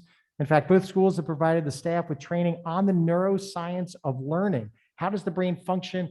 What does the functioning of the brain mean in terms of what situations human beings are placed in, and what can we do to support them? Teachers are becoming more aware of how students are able or unable to learn based on the impact that this has on their brains when they are seized by stress, anxiety, and again, and/or trauma. And as such, we view the awareness of a student's SEL needs as a prerequisite to learning. Incredibly proud of the work that's gone on in our schools, the discussions that have taken place, the continued professional development that we provide for staff. And again, not just counselors and nurses, but our instructional staff, our support staff, and our administrative team. Class size, there is in the policy talks about the superintendent will set class size parameters. Then for the elementary level in the administrative procedure is where those specific class sizes exist. The most recent update to the specific class sizes, and we have hard class caps at the elementary level from grades kindergarten through 5th grade, was done when we implemented full day kindergarten. At that time in the fall of 2019, Dr. Mahan, right? 2019, we transitioned from 20 students in kindergarten to 22. It remains at 22 students through 3rd grade. And then fourth grade and fifth grade, the cap is 26 students. So in 2019, we adjusted kindergarten. The last time before that was prior to 2010, when the class caps at the elementary level were adjusted. There was a question came up earlier, and Ms. Friedel, you brought it up as well. The scholarship for Irv Wolf. Irv Wolf was a travel trainer in the district who retired, served our district and our community in a brilliant manner, recently passed away back in 2021. And the scholarship is being started by the Wolf family, is where the donation came from. So special thanks to them and to making the donation to doing that. For the board members, I left a small book at each of your places about courageous conversations. Came from Kelly Charles Collins, who we have been working with to provide professional development, with our administrative team since last summer. Ms. Collins was here for our district leadership team meeting at the end of February, and we distributed these mini books to the administrative staff, and we secured them for you as Board of Education members. I believe that's it. Oh, yes, thank you, Mr. Avadia. We have set the date for the renamings, the official renamings of two of our buildings in the district. If you recall, last spring of 2021, the board voted to rename this administration building after Arthur Lewis, to be renamed the Arthur Lewis Administration Building. Arthur Lewis was the first African-American member of the Board of Education in Cherry Hill. And at the same time, we will rename the Barclay Early Childhood Center after Estelle Malberg. Estelle Malberg is who this building is named for. That's a Friday in June. We'll have the ceremony of the renaming and the unveiling at the Early Childhood Center in the morning. And right around midday, 1 o'clock-ish, we'll have the ceremony here at the administration building. More details and information to come out about that. Very excited about those taking place in June. We tried to look at a piece where it would not interrupt with a whole lot of other things that are going on. And springtime, as you know, is a very exciting time. So I think that's it. Dr. Mahan, Ms. Wethington, any other items? March is Disabilities Awareness Month.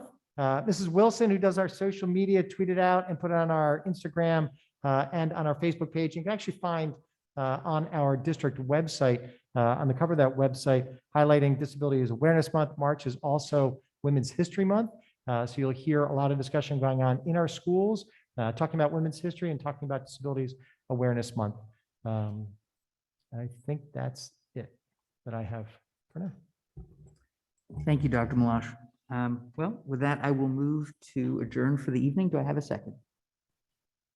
Ms. Stern, and all in favor, say aye. All right, we're adjourned. Thank you.